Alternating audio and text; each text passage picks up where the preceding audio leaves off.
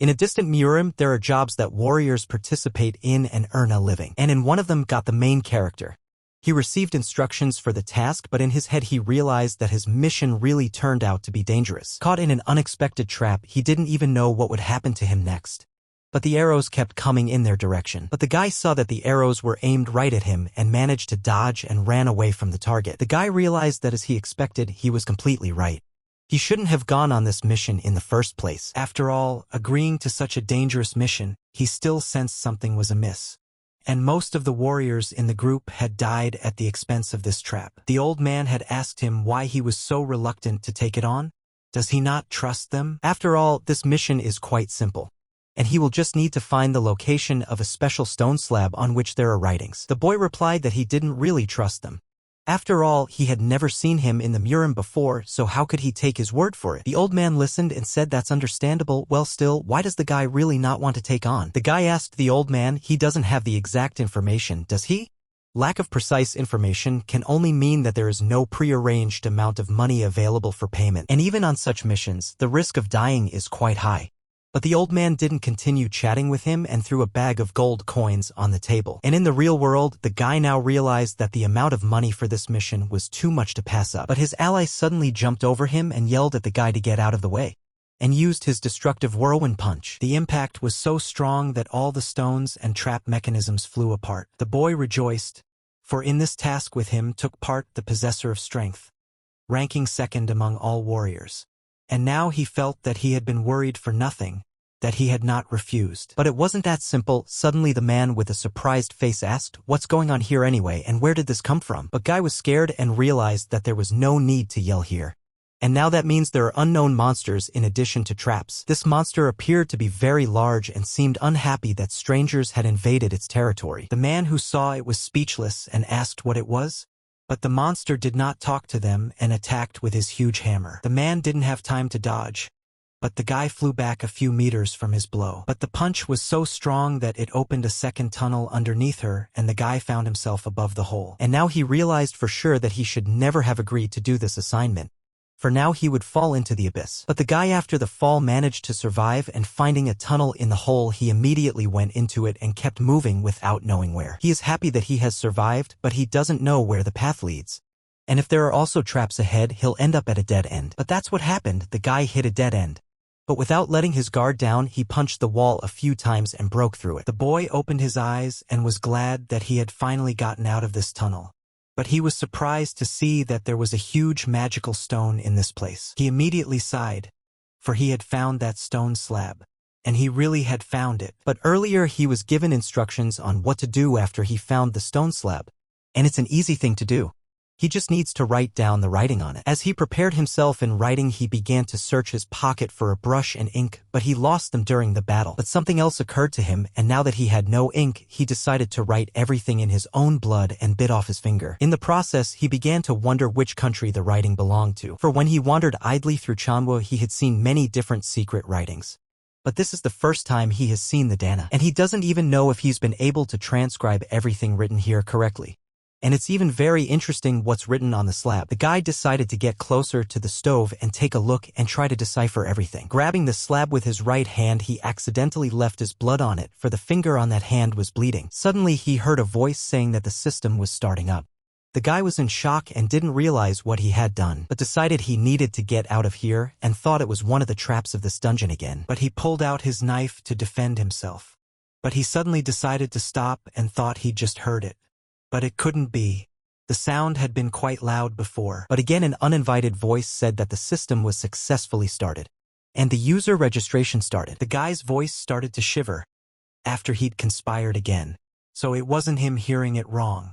But why does he feel like he can hear that sound? As he crouched down next to the rock, everything seemed strange to him, and a few minutes later the rock exploded. The guy immediately stepped back and asked, "What is it this time?" But when he opened his eyes wider, he saw that a monster in the body of a tiger had appeared in front of him. The guy was shocked and thought, what is this nonsense? And then there's a white tiger. And now the only entrance to this place was that rabbit hole he had just crawled in from. But where did such a huge tiger come from? But the tiger was not kind and immediately showed his sharp teeth to the boy. The guys decided to give a shit, and anyway he's transcribed the symbols from the stove to paper, so he's got to get the hell out of here. The guy at this moment saw only one target in front of him. It was the hole from whence he came here. But the tiger was faster than him and immediately attacked the guy. But the protagonist didn't even have time to react and got hit on the head. The force of the blow was so strong that his body was pressed against the wall, and he now felt as if every bone in his body had been broken. The guy already thought he would die this way, and right in the tunnel after completing the task, he said goodbye to his life when he saw the tiger running towards him and started pouring out his soul, saying that he had lived such a miserable life and now he could just die. But he remembered that he was even lucky at first. He was born into the Ha family, known as one of the 5 great families, and was able to spend his childhood in satiety and wealth. But because he was an unwanted child, he had to live apart from his family. But despite this, he still grew up happy. But unfortunately, when he was barely 12 years old, his mother died. After that, his happy days came to an end, and since he was all alone in that place, they decided to call him back to the family's main estate. And after that, the daily hell began for him, because unfortunately he was born with a weak body that was unable to accumulate internal chi and was unable to learn martial arts. And since he was a child from the Ha family, unable to learn martial arts, he was doomed to live in this place as a piece of trash for the rest of his life. But one day, after weighing all the pros and cons, he decided to leave his family. After that, he started to lead a vagabond life. Although he later became a vagrant, he never let go of his hands, thanks to the warming hope in his heart that his dream of becoming a famous martial artist in the continent would come true in the future. But now, he just wants to survive, and hopes that someone will come and save him. After all, his dream of becoming a martial artist has long been buried. He just wants a chance to start living a normal life. But the tiger was on his way to devour him. But suddenly again he heard a sound saying that the user registration was complete. But he didn't even realize what the sound was. But he would be a corpse soon, so he didn't care anymore. But when he opened his eyes, he saw that he was in another shell of the world. He started to feel cold all over his body, and so cold and so lonely. And he even feels like he's fallen into the water. But regaining his mind, he opened his eyes and thought he was really underwater. When he came to land, he was shocked to find that he was still alive. He looked around a bit and didn't realize where he was. He felt that he was in a place very similar to where he used to live before he left for his homeland. But it didn't end there, and when he saw his appearance in the water, he got scared and started screaming that he looked like that when he was a baby. And now he remembered the last time he had played on the river, and that was when he was 12 years old. And he was taken by this feeling that he was now asleep. But that voice didn't let him go and suddenly said that it was welcoming Ha So-chan to the martial arts library. Chan jumped out of fright and began to ask who it was. He looked into the water and asked if he was the source of those strange sounds in that cave. The voice replied that he was the manager of the martial arts library. Chan didn't even realize which library he was talking about. Chan thought what other library would be by the river. But in any case, he should be careful. So he decided to take a rock for backup, and thought that it could very well be a master using the martial art of the martial arts library. But the voice said it wasn't like that at all. Chan was shocked that the voice had just read his mind and he didn't understand how he had done it. Chan began to wonder if there was a master in this world who could read other people's minds. The voice replied that it was because he was not human at all. And suddenly a system appeared in front of him which had the appearance of a girl. The system said that she is the manager of the first floor martial arts library, and her name is Watun. Chang was shocked and upon seeing her appearance asked with surprise, "Manager Watun?" The system said as she introduced herself again. Her name is Watun and she is the manager of the first floor of the martial arts library. Chan asked her if he could just call her Ms. Wayun. The system replied that he could call her whatever he wanted. And now he could believe it was true. Chan realized that even if she was asking him to believe, he died during the mission and was revived afterwards while still young.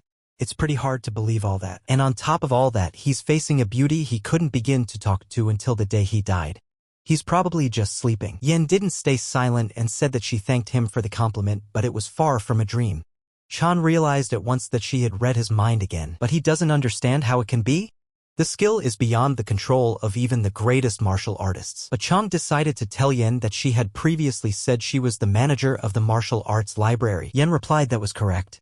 But Chang said that if that's the case, then what is this martial arts library? Yen replied that a martial arts library is a library whose purpose is to collect and store all the martial arts of the world. And he, Mr. Ha So Chang, became a user of this martial arts library, thus gaining the right to edit and review the books contained therein. Chan was shocked by all this and asked her, is she about him? But he asked Mrs. Yen if there was any mistake. After all, the master contracted with the library, didn't he smear his blood on the stone slab? Chan immediately remembered when he'd run his finger across the slab and left a mark with his blood. But Chan asked her where this martial arts library was. Maybe they could go there together, and he'd like to see for himself what such a thing is and what it's all about. Yen asked, does the master want to enter the martial arts library? Chan began to look around and search for the entrance, and thought he was in the middle of the stream of water, but he doesn't really understand what kind of entrance she's talking about. But yes, he wants to go in. Yen replied to him that the user's will check was complete, and entry to the library was allowed. And using her abilities, she enveloped the lord with magic. Soon, Chang opened his eyes and saw that he was already in the martial arts library. Chan started shouting in surprise that this was a martial arts library. Yen greeted him and told him to look around. But Chan asked, is that really all of them? Yen replied that yes, they were all martial arts books. Currently, there were not only books from Mr. Haso-chan's world, but also books from various other worlds and dimensions. Chan started walking around the books and said there are so many of them here, and he can't believe that all the books lying here are really about martial arts. Chan decided to make sure, and taking one book, he said it was the Namgung clan's sword control book. But he knew it wasn't even in the great master's records, though by traveling he had learned many techniques. Where did it come from here then? In front of him was a mind fold that was not in his world. The book of the Hanyu family's method of creating an indestructible wall. The method of raising the skill level of the Shinchum family clique. Chan realized that although it was one of the main martial arts that the Ha family possessed, and he, having no internal chi, had to still, being hen, torture himself no small amount to learn the damn technique, despite the fact that there was no opportunity to use it. Chan got very angry and threw all the books on the ground and started saying that they were just trash. Chan was saddened and said that even with these precious martial arts books in front of his nose, other than reading them, there was absolutely nothing else he could do with them. After all, he simply will not be able to apply the techniques described there without the chi inside him. Chan let go of his hands after all this and sat down to rest.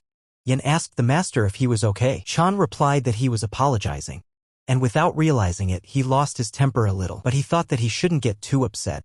He had somehow lived a life without internal chi before. He'd already endured all the unfair bullying that had been done to him. Now is not the time to get upset about it, and he had better think about what he should do now and how he should dispose of his now library full of untold riches. Suddenly an idea popped into his head and he asked the lady. She had mentioned earlier that she was the manager of the library in question. Yen replied that that was correct. Chang was serious and asked if she could find a book he wanted to read. Yen replied that she could do it. Does the master wish to use the search function? Chang replied that yes, he would like to use the search function, let her find him the book he really needs. Yen asked the master what exactly he wanted to set the search criteria. Chang replied for her to find books that contained martial techniques that even people without inner chi could learn. Yen said that she understood everything, and now set up a search according to the user's requirements. Yen looked at all the books she found and found a book with 1027 volumes in it. Chan was shocked when he saw this and asked, over 1,000 volumes? He thought he was being made fun of in this way. And is it really true that there are so many martial arts he could learn? And after all, it was a search limited to the first floor only. And only on the first floor alone did so many books come out. And he doesn't know how many floors the library actually has. But something tells him he wouldn't be able to read them even if he spent a lifetime trying. And then Yen said it was time for a second sorting. Let him choose the criterion that came most to his liking. Chan looked at all the criteria presented and chose the art of hand-to-hand combat. And the initial search was a general search which made the additional criteria unavailable. Also, if he clicked on them like that, they would activate, right? Yen replied that that was correct.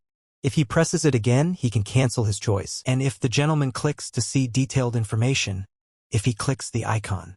Also, each book can only contain one of the criteria, so let him choose very carefully. How can they have only one criterion? Yen replied that, for example, this is the case for the same martial arts that can be simultaneously martial arts of hand-to-hand combat, as well as the martial arts of aerial combat. They will be found due to the fact that they have only one distinguishing criterion, and if the gentleman decided to choose both of those criteria at once, he would be thrown back to martial arts. Chan told the system that he understood, and now it comes out he can find the book he needs if he just sets one of the criteria separately. Also, given the branching options available, it makes perfect sense. It would probably be good to combine this type of combat with weapons, but all he wants is to have internal chi, or at least the power equivalent to having internal chi. And he thinks that's what he should choose. Chan made a choice and said what he chose. And thought, are there realistically going to be books of this type? Yen showed that a search was in progress. And suddenly it showed that the search results were over and 12 books were found. Chang saw this and was pleased. He even said that there was indeed a way to use these techniques without having internal chi. Chan immediately told the system that he wanted to go through all those books and right now. Yen got to work and replied that the user's request had been accepted and she was complying, and now the transfer of the books had already begun. And with my own strength, I put them all right in front of the gentleman. Chan was surprised and said it was the fastest way. Yen answered him that according to the search results, these martial arts books, the most suitable to the user's criteria, and Chan realized that he was seeing such books for the first time in his life. And suddenly a book about an incomparable warrior came to his hand. And it had a rather haughty title. Yen looked at it and said it was a wonderful choice. Chang asked her, she meant, is this book a good choice? Yen replied that yes, of the 12 books obtained from the search. This book is the only one of its kind that has survived in its original form. Chan immediately started studying this book as suddenly a warning came out in front of him that he had little time left to use the martial arts library. Chan didn't like this at all and asked, what the hell is this? And did he really have almost no time left? Can't he ever come back here again? Yen replied that not at all. After 24 hours, the library will be available again wherever the user is. Chan exhaled and said super.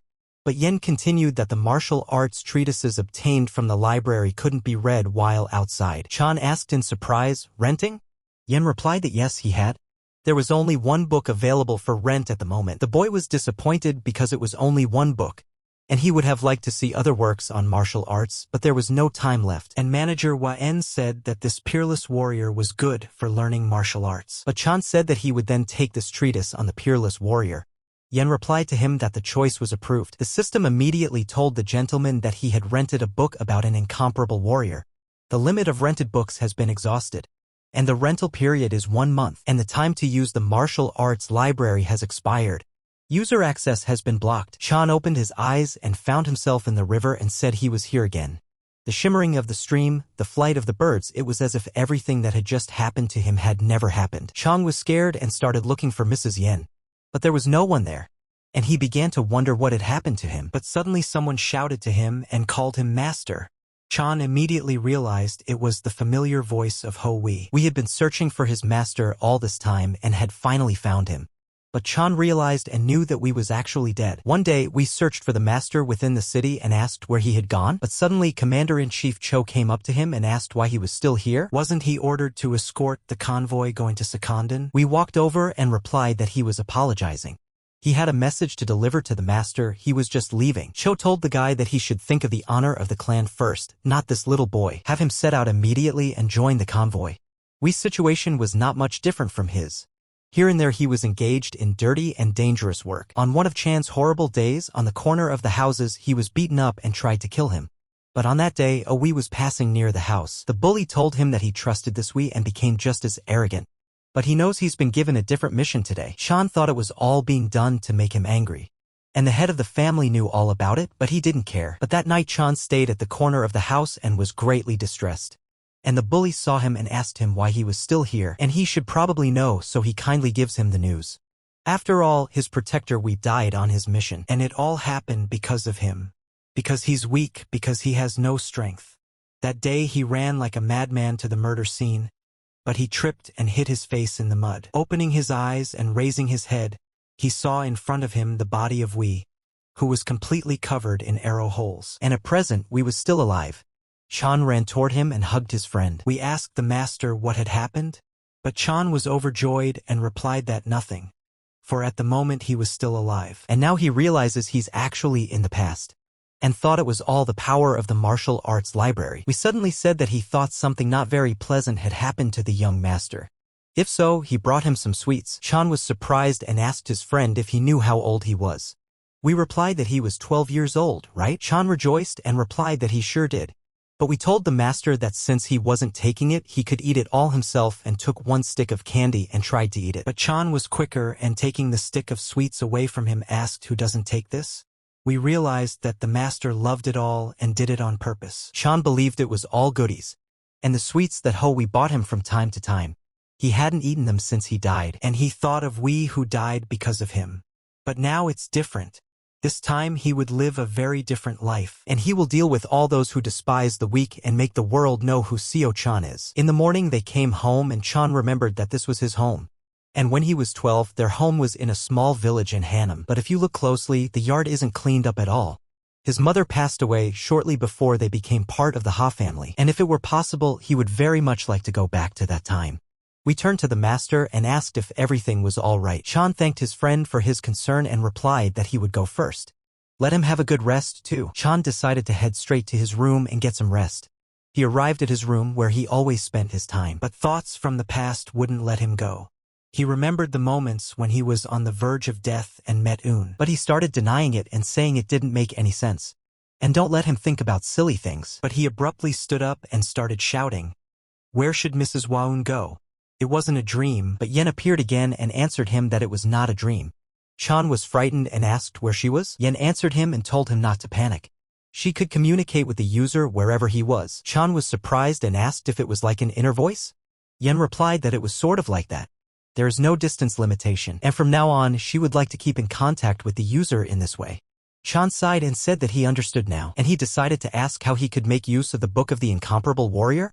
But he heard no answer, so he asked that he could not read it. Yen suddenly asked, did he want to read the treatise on the Peerless Warrior? Chang replied that yes, and right now if possible. Chan realized that the sooner he studied her, the better. Because she said the lease was limited, and since he had never studied anything like this, memorizing it all.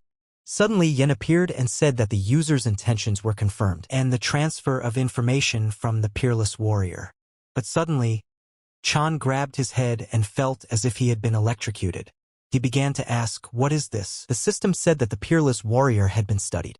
But Chan didn't understand anything and asked what it was, and just by looking at the cover, he internalized the entire contents of the Peerless Warrior.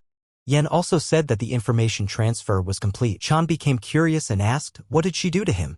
Yen replied that the full contents of the Incomparable Warrior treatise had been imported into the user's head. The boy was shocked and asked the contents of the treatise?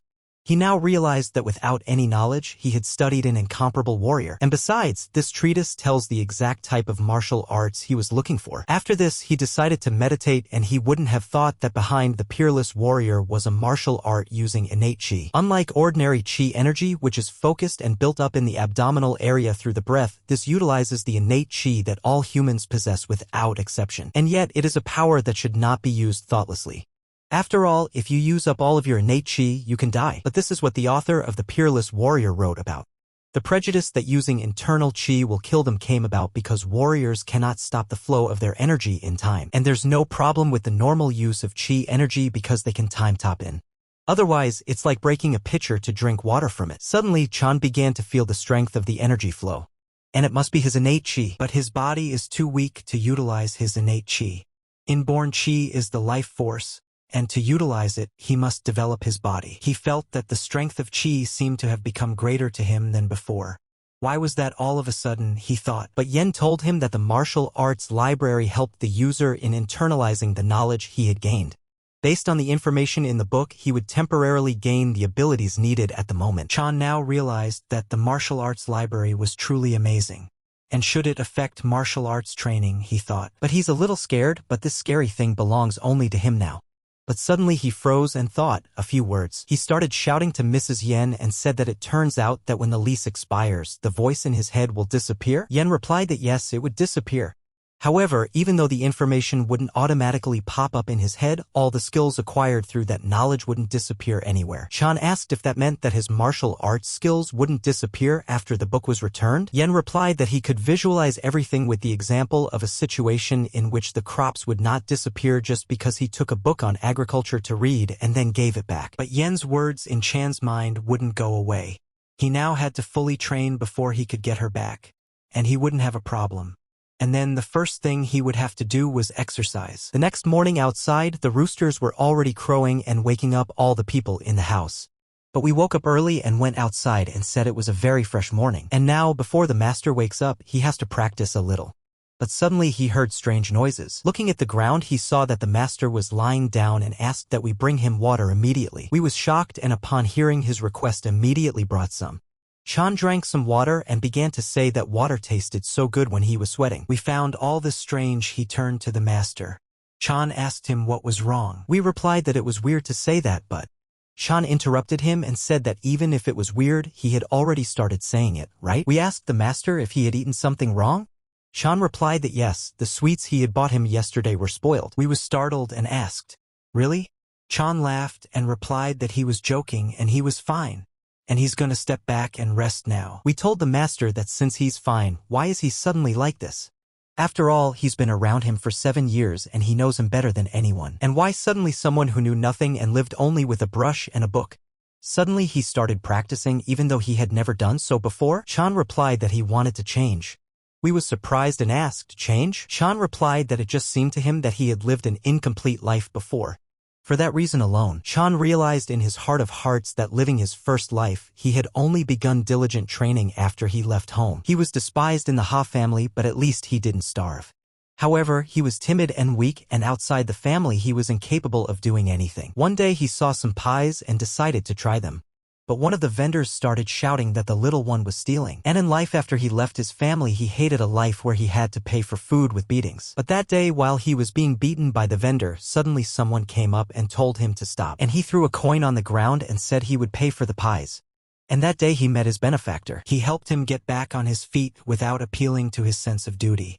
He couldn't practice martial arts because he didn't possess chi energy. So he taught him how to fight and train using only physical strength. Confused by his instructions, he died without having accomplished anything in life. Even though he is young, he is going to live this life differently from the first. Chan told we not to worry, he would start training his body. We was so happy for the master at that moment that he almost cried. And hugging his master said that he was very happy. And what happiness! He is incredibly happy about it. Chan replied that he was happy too, and if mistress saw the young master now, she would be madly pleased too. Chan went to his room and continued his training by improving his chi, but he still remembered that 3 months were left before he left for his home. It seemed soon, but the time dragged on, and to survive in this terrible place, he must become stronger. And now he's training for his own good. Days, months, and years passed, and one winter day he was back in the place where he had started. It was the home of the Ha family. Chan remembered that in his previous life, after his mother's death, it was as if he had gone mad. However, this place was not able to comfort his childhood suffering. By the time he is at the entrance gate, that guy should appear near it. Suddenly he is greeted by the guys and asked if he is Chan. Turning around, he immediately recognized this guy who had been beating him up his entire childhood. And it was the 4th son of the Ha family. Chan looked up and said that this was Ha Jin Ho's 4th son. But he remembered that originally there were 3 sons in the family, but with his appearance there were 4, and that's why he was so bullied by him. But Ho went up to him and told him that he was the 3rd son and the boy was the 4th. But Chan told him he was younger than him, so it turns out he's the 4th. Ho asked why he's younger. Chan asked the guy, doesn't he believe him? Is that how old he is? Ho replied that actually he'll be 12 next year. Chan replied that he's going to turn 12 this year, so he's younger. But Ho wasn't happy and said that just because he was older didn't mean he was his big brother. He's not going to call someone weaker than him an older brother. Chan stood his ground too and replied that since that was the case. Ho got a little curious and asked him did he think he could win, but rumors reached him that he was a weakling who could do nothing. Ho's guards immediately started laughing at him, but Chan decided that Ho was embarrassing himself right in front of his guards, still as infantile. But Chan said that it turns out that if someone is stronger than him, he will treat him like an older brother. But Ho replied that he also had to be older and called him a jerk. Chan said that in order for him to accept him as his brother, he has to be both stronger and older than him. Ho didn't agree with him and asked the guy what he was trying to say, that he was stronger, and he immediately came at Chan with his fists. But Chan felt Ho try to hit him and immediately moved his head to the side and the guy missed. Ho was shocked that the 4th son dodged his punch. And Chan noticed that he was still very quick to lose his temper. Ho suddenly said that today he only wanted to say hello to him. But Chan thought it was an impressive greeting. He had imagined the Ha family to be quite influential, and in fact it was different. Ho decided to make himself in charge and told the guy to follow him. Suddenly they came to the arena where the fights were being held. Ho immediately took in another wooden sword and told Chan to take it. The fans started asking what the heck was that, and isn't this the third son named Chin-ho? But one of the men shouted to them to watch their words, for he is now the fourth. The guy asked with surprise, the fourth son? Wasn't Chin-hl the third? The friend replied to him that the man over there just today announced himself as the third son. Ho said stop being so cocky. Chan asked his brother, does he want to spar? Ho is pissed off and replies that he's not sparring. He wants to knock all his confidence out of him. But Chan said that since that's the case, why not spar? And what happens if he wins? Ho laughed and asked him, is he out of his mind? If he wins, he'll fulfill his every request. They'll all be witnesses. Chan would have to kneel down and even forget about addressing him as an elder. But Chan said that since he was going to win anyway. But Ho got even angrier and started yelling that the guy was just a little shit and let him not be so cocky just because he was born first. Ho remembered that he had been trained in their family's secret martial arts since he was 5 years old, and everyone was saying that his body was excellent and he was overtaking all his peers. So don't let Chan dare ignore him. And he threw a few punches, but Chan wasn't intimidated by this at all, and standing still he fended off several of his blows. But Ho didn't stop and shouted that he would pay for his words. Chan still didn't attack him back and just defended himself against his fourth brother. In a moment, Ho applied the attack and kicked. Ho was shocked that his attacks were all blocked.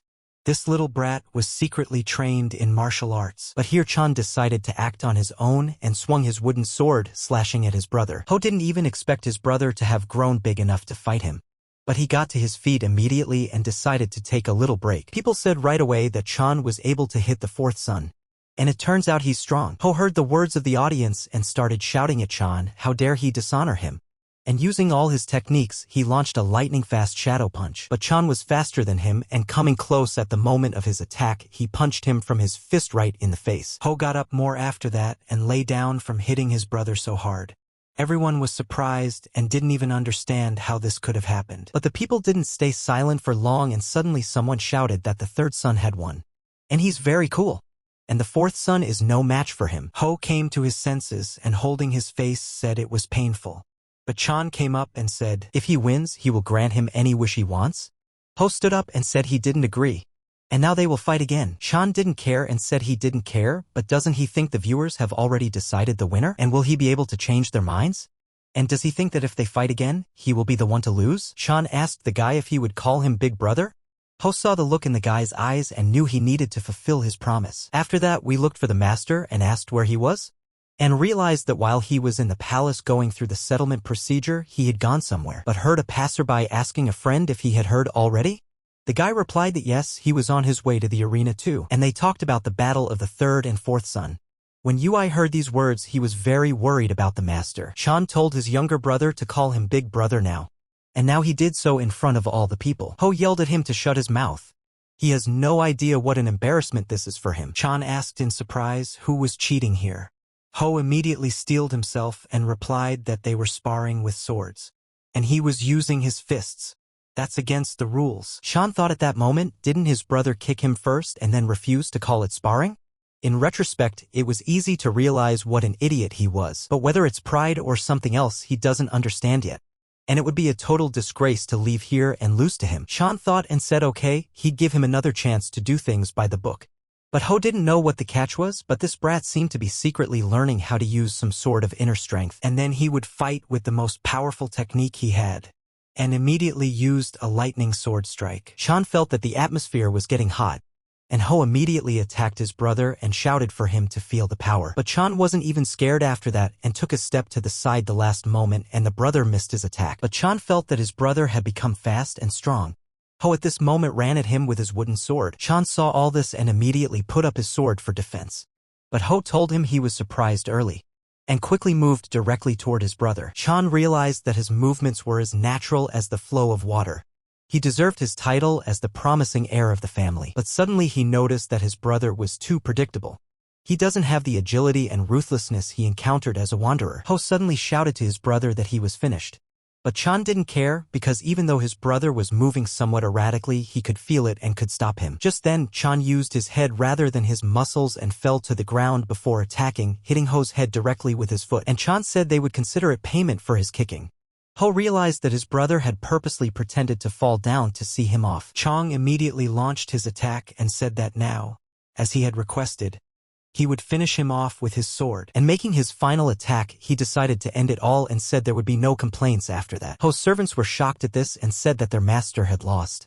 And they ran to him to lift him up and take him to the healer. Taking Ho on their backs, they immediately left the arena and decided to take him to a healer to have him examined. Chan felt relieved at this moment. After all, he had dreamed of defeating this guy all his life. But suddenly, a system appeared in front of him and said that a record of a duel with Ho had been made in the martial arts section. And the record of martial arts was saved in the martial arts library. And this is his first save in the library. As a reward, they get an elixir. Chan was excited about his gift, for it was an elixir. He understood that an elixir was a remedy with miraculous properties, something that protects the body and enhances internal energy. However, it is expensive and very sneaky. In his past life, selling the elixir would have provided him with money for months, and then exchanging it for money would be the best solution, but not now. If he could increase his life force with the elixir, then his innate chi would also become more powerful. Suddenly, we came running in and asked the master if he was okay. Chan replied that he had even forgotten that his friend was with him. We began to examine him and asked if the master was injured, and the fourth son didn't hurt him too much, and let him show his hands for the last time. Chan replied that he was uninjured and it was a net gain. We rejoiced and said it was amazing to surpass the fourth son in 3 months, but Chan replied that it wasn't enough. And today he was able to defeat Chin Ho, but what about the first and second son, he thought? And it can't be that the youngest child is the strongest. He has to get even stronger to compete with them. After the arena, he came to the servant who told him he could check into this room, and if he needs anything else, let him ask. Suddenly Chan asked, had no one summoned him? Perhaps a clan elder or the master of the house. The maid replied that she hadn't heard anything about it. Chan said that since she had, she could go now. Chan realized that he had made a mess of the place on the very first day. Nothing had changed since last time, but there was nothing wrong with that. Maybe he should try the elixir, he thought. But Chan decided to turn to Miss Yen and asked if she was here. Yen answered the gentleman that she was, and immediately showed her appearance. Yen asked the gentleman if he wished to receive his elixir. Chan replied that he did. Let him give it to him right now. But suddenly he thought, how did he get his hands on the elixir? And obviously there were some entries in the library's vault. Chan decided to familiarize himself and asked, are there certain conditions for receiving the award? What do you mean the record is saved in the library? Yen asked the gentleman if he wished to know. But suddenly Chang opened his eyes and saw the abyss and was a little frightened. Once in the other sim, Chan asked where is this? But saw his memories of him fighting his brother and asked him if he wanted to spar. Chan was shocked at what he saw and started screaming in fear that it was him. And why is he seeing himself? Chan was looking at it and saying, that's him. And this guy, Ha Jin Ho. And now he realizes that there was a tape recording that captured all his actions. And it's really fragments of their fight. But it's amazing. It's like he's watching a real sparring session right now. But Yen told the Lord that the martial arts library could record and save all the battles the user participated in. And of course in this way, saved battles can be replayed at any time the user wishes. Sometimes a lightning-fast sword strike. Everything was at this moment like the present and fell to the ground from such an attack. Chan said it was unexpected. But Yen came up and told him that he could feel the experience. But Chan got angry and said she should have warned. And lightning sword strike, if reviewed, it's a worthy battle. And deciding to attack, he thought that he would use his innate chi properly. When he chose the right moment, he immediately struck with his fist. Chan felt the impact, felt like it was all happening for real. He wondered what the preservation was for. Yen answered him that it was all about the purpose for which the martial arts library was created. Chan was surprised and asked what was the purpose. Yen replied that the martial arts library was created to collect martial arts records from around the world. After all, the mere existence of books with records of certain techniques does not convey all the details of martial arts. And so in order for the information to be more detailed, it is recorded in a similar way. And now Chan said that he understood everything. And it's not the library helping the user. It's the user providing new entries for the library. Chan asked, so the elixir is a reward for providing a new entry? Yen replied that it was exactly that. However, it will not always be awarded in the future. Right now, it is a commendation for the first entry. But in the future, the award will be given at the discretion of the library. Chan asked, what do you mean at the discretion of the library? Yen replied that it means that the award for each individual entry is assigned on a case-by-case basis. For example, if you find and make an entry for a martial art that hasn't been entered into the library yet, you can get a huge reward. And now it was time for her to repay him for that record. and used her powers to give the master the elixir. But suddenly out of the blue right in the evening, we came to him and was telling the master what it was. Chan wouldn't let him in and opening the door asked what was wrong. He told him to go to his room and rest. But we noticed something and asked the master, is it just him or has his skin color become healthier? Chan pretended to accept the compliments and asked him if he was lying. Ing had told the master that it was an elixir prepared from 50-year-old ginseng. Chang realized that of course this orb was inferior to the legendary 1,000-year-old ginseng, but even that was quite rare for shamans or warriors to have. And by eating just a small piece of it, you can get only 1% of its energy. When it comes to internal qi, you can gain strength for 5 years. And it's not easy to increase innate qi reserves, but it helps to expand and strengthen the dantian. Chan asked his friend what happened to come to him at such a time. Suddenly we replied that it was about the third son. But suddenly a guy came behind them and told Chan that he was summoned by the head.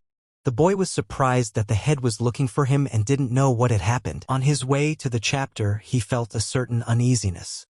The chapter never cared how he lived his life. At the moment, Hamu-ren, the head of the Ha clan, he had never considered him as his father, and now it turned out to be because he had beaten Ho.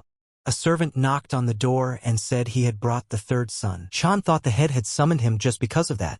And somewhere in the back of his mind he wants to go back, but now is not the time for that. Entering the room, Chan saw the head sitting on the other side of the table and said he greeted the head. Ren told the guy that it had been a long time since they had seen each other.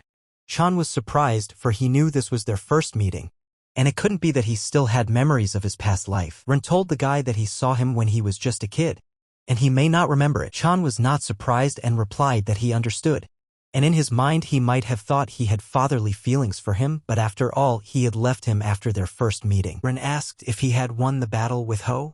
Chan didn't hide anything from him and replied that he had, but Ren didn't believe it and said that having never studied martial arts, not having chi energy, Chan was shocked at such a question and looked at the head with surprise. But Ren got angry and started yelling at the guy to answer. People said that he had always acted like a coward, but Chan stood his ground and answered the head that there was no such thing. But the servant looked at the lad with an angry face and said that if he lied to the head of the clan, he would pay with his life. Chan replied to the chapter that it was just luck.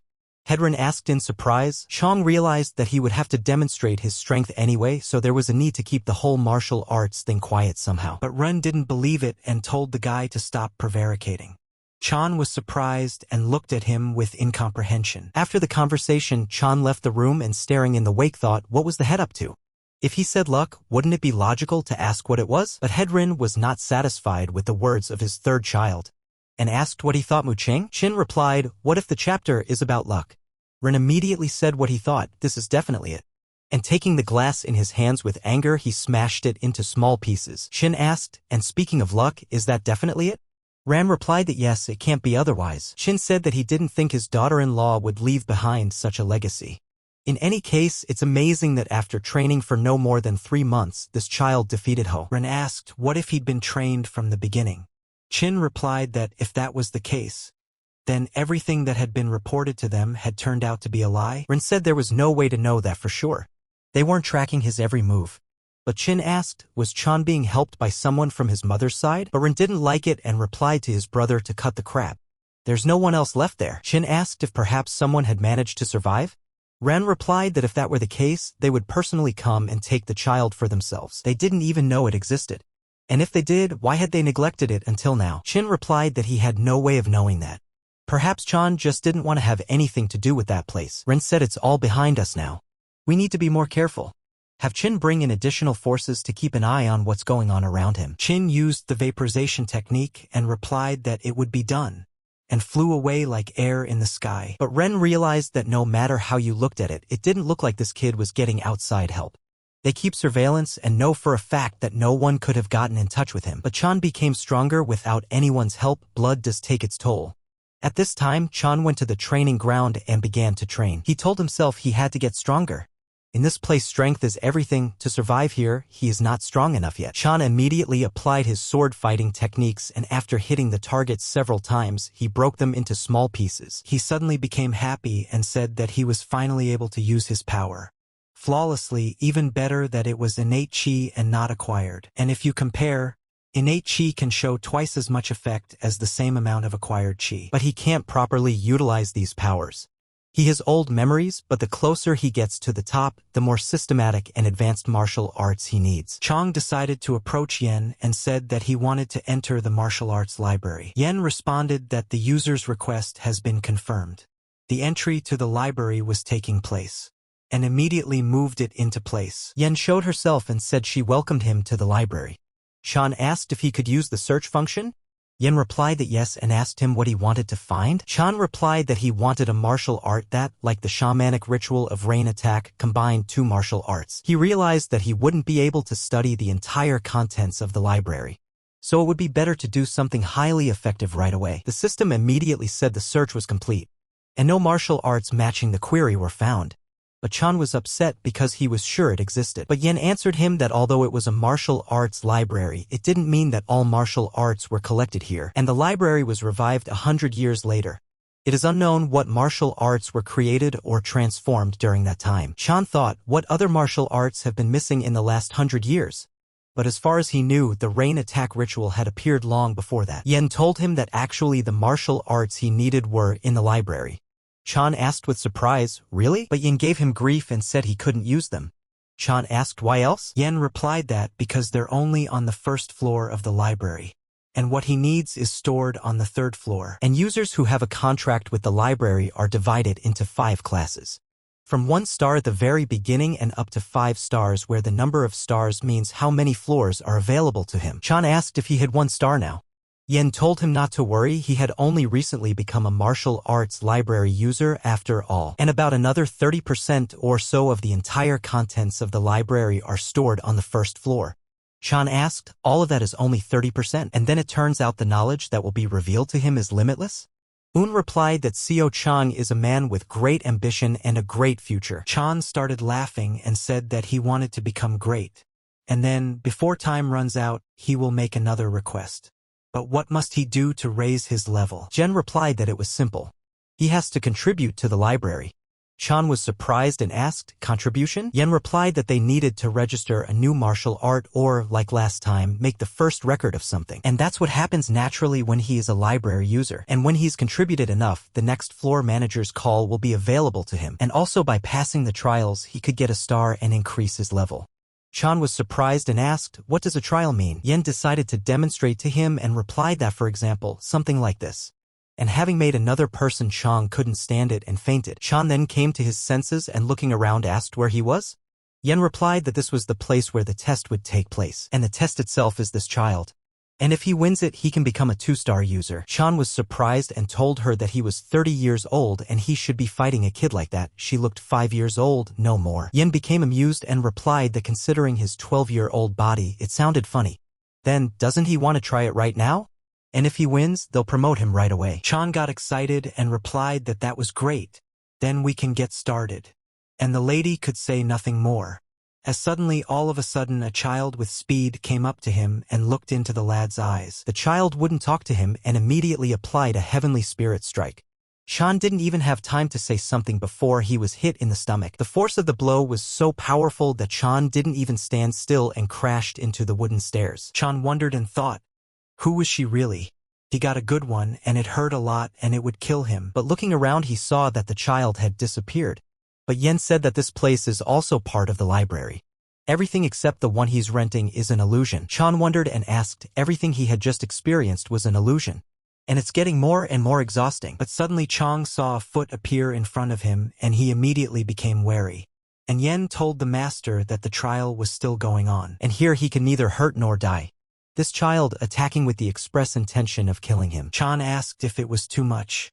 Yen gave him a surprised look and asked him if he thought it was too much. Chan replied that it was nonsense. Where did he even get such a 5-year period? Yen replied that well yeah, she's actually 7 years old. Chan got angry and replied that's not what he meant. He saw that there was definitely distance between them, but she was in front of him in an instant. And is it really an energy shot, he thought. And an energy shot at this age, that's amazing. The kid immediately got next to him and asked him how much longer he was going to be dumb, and immediately kicked him in the leg and told him not to look at her any differently just because she was a girl, and used a 4-finger punch. The blow was so strong that Chan couldn't even resist it and fell to the other floor with her. Seeing her palm on his chest, he realized that it didn't really hurt. However, there was no way to dodge or block this technique. Suddenly, he recognized the technique and said that she called it heaven-breaking magic, didn't she? But the child didn't stop there and extended her arm for another strike.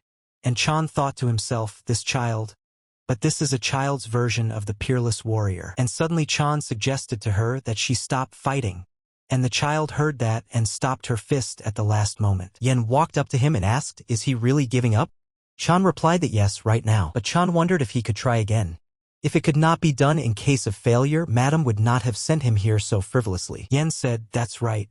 If he qualifies, he can try again at any time. And with a snap of her fingers, Yen slapped the child and moved them into the library. Chan realized that he was backing down now, but he would try again and again. He would walk over the heads of those who despised him. And the man who saved him in his past life is a benefactor. He wants to save his life. Chan said he would train hard and one day pass the test she would direct him to. Yen was surprised and replied to the gentleman that he was thinking very optimistically. And that's why she likes him very much. Chan thought it must be sarcasm. But Yen said that unless the master considered his paranoia. The guy didn't waste any time and asked if he could ask for a favor? Yen told him that of course he could. Chan said he would like to get her martial arts recommendation. If there was such a possibility, he needed it to be something related to a peerless warrior. Yen suddenly thought, a recommendation. And she could recommend anything but finding the book she showed it. Yen said it was something special for him. Chan thought at that moment, how ancient is she? And she was torn in half. But Chan realized that no, this was not the time for doubts. Since Yun was recommending this book, he should believe it. Yen told him that she had encountered resistance but couldn't help but give him the book. Chang asked with surprise, with resistance? Yen replied that it wasn't like he had anything to worry about. But suddenly Chan thought that maybe this little girl did too. And was it really something to do with dark magic? Then he's totally screwed. Yen told the Lord that he is a high-ranking person, so she can't force him to learn dark magic. And the master can rest assured it's an authorized martial art. And besides, even if it were, no one would recognize it now. And I guess it's something really old. Chan replied that he thanked her for her help. But Yen said that since the master was so grateful. Suddenly she decided to change the subject and revealed that she was talking to herself. Yi-Ing said that the master would then gain knowledge of this technique. And moved the information by the lightning strike. Chan didn't expect this, and didn't even prepare himself beforehand. But he immediately received a severe pain in his head. But Chan came to his senses and realized that it was no longer as bad as the first time, but it was still unpleasant to feel the knowledge pouring into his head. And suddenly after seeing all the information he told the lady that it was such a delightful martial art. Yen replied, the sword point of an incomparable warrior. And it is 150 years old. And this martial art is called the best in the world. Chan was surprised and said it was the best martial art in the world. Suddenly he asked, is what he had in his head really true? Why are there only 3 techniques here? Yen replied that the book had been deliberately divided. Chan was surprised and asked why that was so. Yen replied that the incomparable warrior's sword point was originally stored on the 2nd floor. Chang asked in surprise, on the 2nd floor? Yen replied that yes, that was why she could only give him part of the book. It would help avoid the 2nd floor manager's negative reaction. Chan asked her why she was doing this favor for him. Yen replied that let him just consider it a small gift for the first library user in 100 years. The guy said he was grateful to her. So how can he be repaid for that? Yen melted after saying that and replied that she wished everyone was like him. Again, she pretended to be confused and said she was just remembering a previous user. Chan asked in surprise, the previous user? Yen replied, arrogant and cocky, and he had no manners and could not do without insults. He was strong and capable, but he was a maverick. But suddenly a strange voice leaked out and struck by lightning asked Yen, what did she say? Chan was greatly surprised and said, this is what space is. But Yen replied that as soon as she said that, the tiger was right there. Suddenly a space opened up in front of him and a person who looked like the head of Ren came out of it and immediately started snapping at Waun. But Yen was very stern about it and told him that he couldn't just take the passage like that and open it. And using her strength she started to close the gate. But the first master tried to hold back and told her not to do it because it was humiliating. Yen did not speak to him again and closed the gate completely. But Chan was still surprised and turned to the lady. But mistress made a joke out of it and said that sometimes it happens. Suddenly the system said that the time to use the martial arts library had expired. But Chan didn't want to leave and asked her to wait for a while. But the system disobeyed his order and immediately moved him into real life. Chan looked around and realized that he was back in the same place again. And the broken wooden mannequin was still here, but now he sees that while he is in the library, time stands still. But the man he met in the library, who was it? And why did he seem so familiar? But Chan decided that now was not the time, for the main thing for him was to wield the sword of the incomparable warrior. But he knew that the peerless warrior was the limit of all martial arts. It was a technique with a truly outstanding name. But first of all, one must channel one's internal energy into the sword point. And a peerless warrior's sword point is a battle technique in which one can utilize innate chi. Ono Budo was originally created for the purpose of utilizing innate chi because it is the perfect combination. Suddenly, he decided to use the first technique in the incomparable warrior's sword point, the heavenly distinction of the peerless warrior. But by taking over a certain space, he can repel all incoming attacks. And he also has a second technique, and it's the heavenly pressure of an incomparable warrior. And if enveloping the sword with your inner chi, you can completely crush the opponent. And finally, the last, third technique. Chan placed his sword on the ground and raised it into the sky, forming a small ball. And this is the heaven-piercing technique of an incomparable warrior. Chan had been standing still the entire time and attacked with his sword simply by raising it at his target. The force of the blow was so strong that he used it to make a hole in the wall in the same second. Chan was surprised and said there was no such thing. And it's an energy shot. The guy said that any way you look at it, it's a real energy shot. And he actually managed to do it. But he couldn't believe that he had learned how to use an energy shot after only 3 months of training. It was like he was some kind of genius, and it's probably all thanks to the elixir. But it doesn't matter what he took. Using an energy shot is tricky. Chan was in a fever and decided that he would do it again. And he applied the heaven-piercing incomparable warrior's heavenly piercing. But this time it didn't go the way he planned. The attack didn't work this time. And he was surprised. Chan started waving his sword and shouted, "Heaven-piercing." All this time he had been trying to make it, but nothing was working. Tired of trying all this, he sat in a corner and thought, how is this possible? He'd already done it, and now why couldn't he do it? And maybe he's not a genius after all. But he thought that if he could use the other techniques, why only the third technique? But suddenly he thought hard about the other techniques. There are 3 kinds of techniques of different power and different range of applications, but what binds them together? And what if the third technique is not used separately? And I decided to imagine that they are all one. But spreading the energy with the first technique, concentrating during the second technique, and with the third technique this energy shoots out. And now it turns out the incomparable warrior's sword point is entirely a martial art.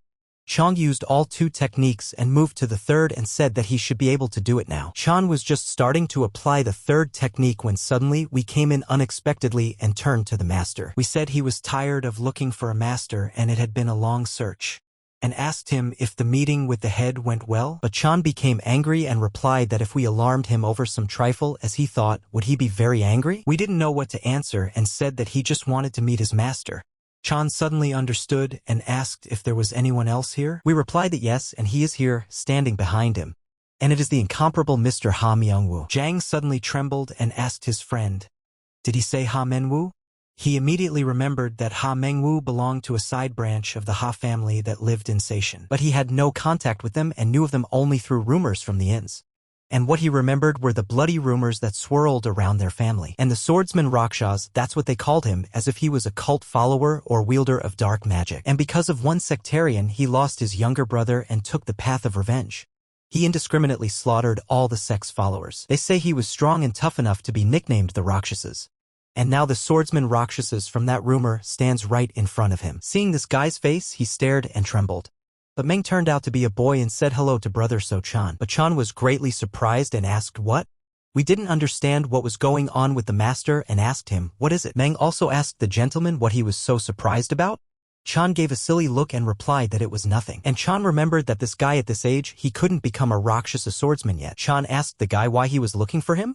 Meng replied that speaking of which maybe the gentleman would participate in the opening ceremony. Chan still remembered that the induction ceremony was an irregular event during which children who had already reached their 20s were gathered, but to see if they are worthy of carrying the Ha family name. He failed last time. Chan asked the guy what's in it for him to go there. Meng replied that he had a request. He wants the master to teach him martial arts. Chan was shocked and asked if he was the one who taught it. The guard asked the ally if he had been listening. The guy asked what about, but the guard didn't hold back and replied that he was about the news about the newly arrived third son. The guy understood and said he was talking about his success. The guard replied that he was, and let him be careful with him. And somehow or another he had knocked out Mr. Jinho. But guy showed him a sign to shut up, but the guard was still babbling and asked him what the incredulous look was all about. They said he was incredibly angry and couldn't even fight back. But when he turned around, he saw that Mr. Ho had heard everything. The master's man immediately grabbed him by the throat and pushed him against the wall. The guy asked the guard how dare he insult the master, and told Ho that these people are just assholes who need to be taught a lesson. But Ho told him to leave them, better hurry to the meeting place. But the boy wanted to teach them a lesson once and for all and was not satisfied. But Ho couldn't stand the disobedience and turned around to ask him, "Is he deaf?" He told him to speed up. The boy caught up with his master and said he was apologizing. And he didn't want to do that. The boy asked the gentleman if everything was all right, if you don't let the rumors spread. But Ho replied that if the guy beat them, the rumors would only get bigger. And what's more, he really lost. And that asshole Chan, he's willing to admit he's stronger than him, except he can't win at the opening ceremonies. It'll show him that strength isn't the most important thing. And so the day of the opening ceremony arrived. On this day, the strongest warriors gathered to battle in the arena. Suddenly, Mu Qing came out in front of them and said that he would lead the ceremony. Already soon, they would begin the opening ceremony. Onlookers said that this year's ceremony is bigger than ever. But just how many people are taking part? Someone in the crowd replied that there were 12 people. The spectators started counting and said that one was missing. Chan was already there and looked around, wondering where Manhwa had disappeared to. After all, they were about to start. Did he need help so badly? If he could afford to be late? That day, Chan said no, and there was no such thing. Meng immediately asked the master if he could help him. If he must repay, just let the master tell him how. Chan replied that he didn't need the payment and that wasn't the problem. Meng asked what was the problem then. Chan realized he couldn't tell.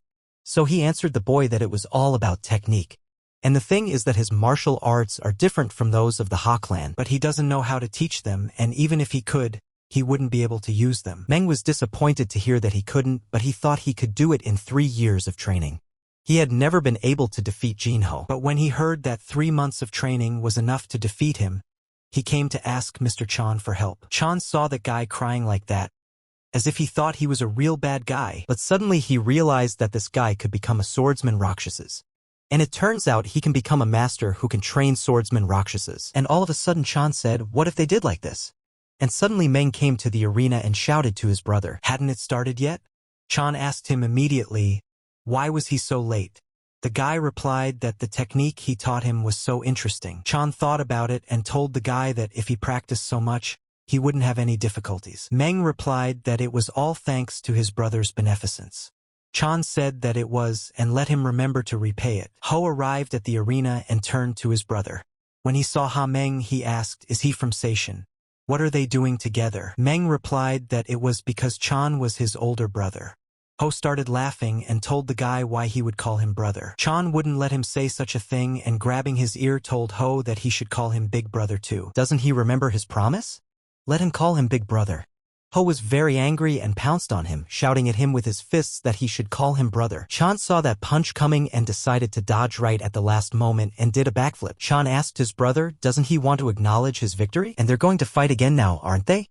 The participants were shocked and asked, will they fight again? And probably the third and fourth son are fighting again. But Ho realized at that moment that there were too many witnesses. Chan told his brother to choose. Will he call him brother? Or will he lose again? But suddenly Chin came out and asked what's the matter? And he hopes that before the ceremony starts, none of the participants will start fighting. Ho was worried and didn't want to be treated to a warning by the referee before he even started. Ho told the manager that was it. And then Chan hugged his brother too and said that they apologize. He and his younger brother Ho were just warming up, miscalculated their strength and overdid it a bit. Chan looked at his brother and asked, right? Ho decided that to get out of this situation what anything will do. And said he did, and called Chan his big brother. Chin told the guys to warm up but not to overdo it. The guys replied that they understood and apologized. Chin decided to act already and said that they would now begin the opening ceremony. But Ho and Chan looked at each other and were very angry. They realized that they would have to fight and decide which of them was stronger. Chin says he will now explain the rules of the ceremony to them. And in fact, the rules are simple. Participants need to collect 2 of these plaques, climb to the top of the mountain and hand them in. And now they will be given 1 plaque each. In addition to that, they need 1 more, which they will get when they go up the mountain. Meng asked the gentleman how to collect these tablets. Chin replied that there are 2 ways. The first is to find the hidden tablets that are scattered all over the mountain. The second scattered throughout the mountain are the guardians. After battling them, they will receive the plaques they have. Meng was startled to hear about the guards and a little confused. The contestant asked, is he talking about the strongest fighters of the family? But who would even be able to defeat them? Rin replied that of course he wasn't telling them about defeating them. Ho said that in that case the Lord continued that the contestants should prove their skills to the guards, and they will assess their skills and give them a plaque. The deadline is 4 days. No more rules. If something scary happens, let them yell, and the watchers around them will come to the rescue. Chan realized that fortunately it was the same as the first life. In that case, these items would be taken out now. But Chin said that in addition, whoever collected 4 or more plaques would get this. He opened the box and showed that it was a gift from Secondin as a token of their friendship. And if you take them, they will have increased resistance to poisons as well as increased concentration of internal energy. Ho was immediately surprised and said he had to get them. But Chan realized that he would get them and saw that the real prize was ahead of him. And then Chin said the last prize, the one who collects the most plaques, and showed the box slowly opening it. The participants were shocked, and when they saw it they said it was glowing. And they feel energized. Chin said it's a rare treasure for a winner. The participants were shocked and said that the grand prize was Sowandon. And this year's opening ceremony is really delightful. Chin ordered immediately after the announcement that they could start, and wished everyone good luck. The disciples, upon hearing the words of good luck, immediately ran to the mountain where the test would take place. Chan took Meng with him and said they were instructed to go. But Ho abruptly stood in front of them and stopped them. Chan looked at his brother and said, what a pushy guy, and what does he want? Ho immediately offered his brother a bet. Chan was surprised and asked what for? The younger one immediately replied that it's about the plaques, and they would bet on who could collect the most wooden tablets. Chan didn't understand what the younger one was trying to say and asked, plaques? Ho replied that whoever collected the most plaques at the end would get the right to be called Big Brother. Chan asked, what if he doesn't want to? And even if he wins, he gets nothing. Ho has to address him as a senior now. Ho got angry and replied to his brother that he too could pick a prize for winning. Chan was surprised and asked what about his name tag? If he wins, Ho will give it to him. Ho was shocked and asked, name tag?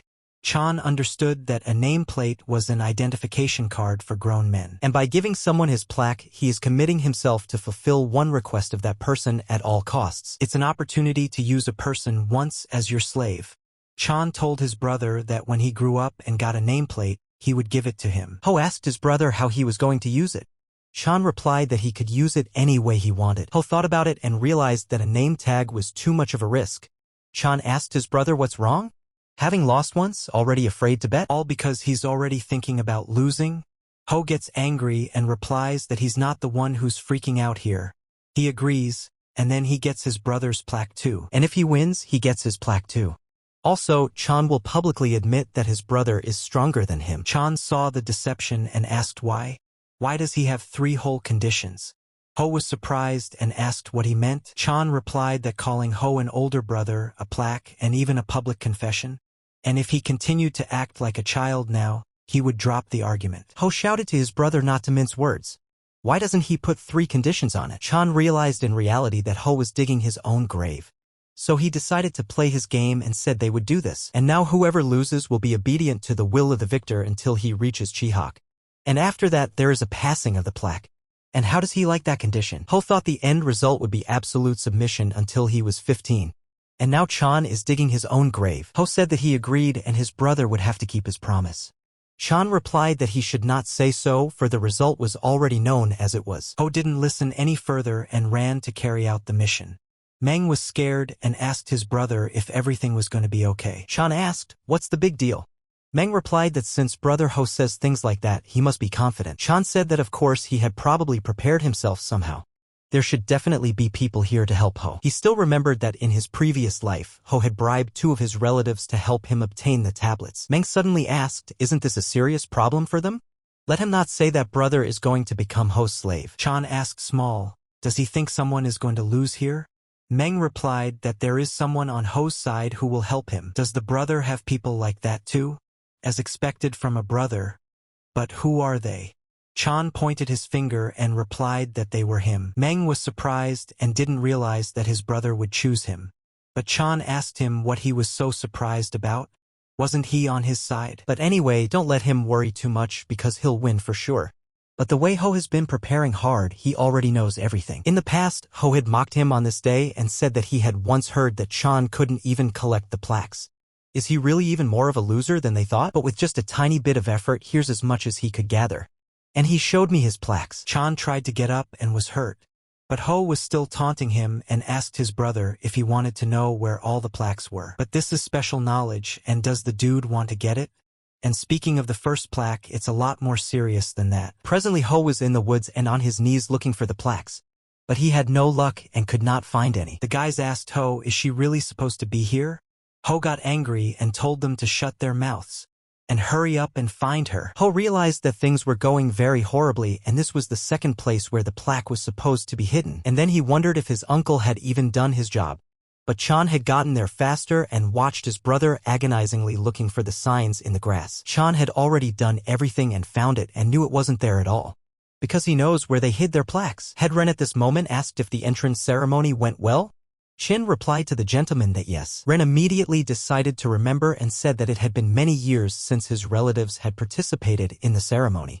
And Jin Ho has a high chance of winning, right? Chin replied that yes, because he was supported by his relatives on his mother's side. Ren asked what about the incident in the square, but the guards suddenly and unexpectedly attacked the head with their sharp swords and decided to take him by surprise. But Chief Ren was the best at everything and easily knocked the sharp swords out of their hands. And he said he'd heard bad news about him. They said there was a leak. Chin didn't screw up the location of the plaques, did he? The boy replied that of course not. Don't let the leader worry. Everything is under control. But the head said that even if it's not true, Ho will still win. However, Chin asked the head what he thought of Chan. The head didn't immediately answer the question. He decided to go through the guards once more with his sword, slaying them to the ground. Chin said he needed to temper his fervor. But with his character, Jin Ho will surely win. The head replied, that's for sure. And it was also necessary to strengthen the training of the black tigers. They were still too weak. At that moment in the forest, Meng was trapped by a big beast that was chasing him and wanted to eat him. And the boy shouted to his brother and called for help. For at this time the plaque was on the neck of this boar and protecting its plaque. Meng remembered that just like his brother said, he had gotten the tablet. Now all that was left was to trap him. Meng picked the perfect moment and shouted to his brother to act now. Have him cut the rope. But Meng saw that nothing was happening and thought that brother Chan had abandoned him and left him alone. But he turned back and saw that the boar was on its way. And he let out a tear and said he thought so, and shouted that Seo Chan was a liar. But at this moment, Chong heard his words and leaped through the trees with all his speed and used the heavenly pressure of an incomparable warrior against the boar. And with one blow of his sword, he pierced the boar's heart. Meng was very frightened and even cried. Chan asked the guy why he was stopping. But after getting down from the boar, he asked if he had hurt himself. But Meng answered nothing and hugging his brother said that he had saved him and believed in him. But in fact Chan heard the little man call him a liar. Meng asked his brother where he had been disappearing to. Chan showed the signs and replied that he had found something. Meng was surprised and started yelling that it was 3 whole plaques. And how did the brother do it? Chan hung the plates around his neck and replied that a fool had told him where to find them. Meng walked over to the boar and said the 2 more things he found. And now brother would be able to get himself some magical medicines. And Chan said that as a bonus, they had gotten some meat. And now they could take it to a safe place. And Chan knew the best place he had ever seen in his life. Standing in front of the cliff, Meng asked, is this the place on top of the cliff? Chan replied that yes, there is a great cave there. And there he will be safely hidden from other participants and from wild animals. And there's no other place they can find. But Meng replied that they could leave it around here somewhere, right? But Chan said no and told her to think of it as training. But Chan told the younger one that if he came later than him, the boar meat would already run out. Meng immediately shouted that he would come first. Meng slowly approached the rock and began to climb. And Chan looked at him and thought he was a fraud, and thought that he would really become a swordsman Rakshasas. But Chan shouted that this would not do and he would get there first himself.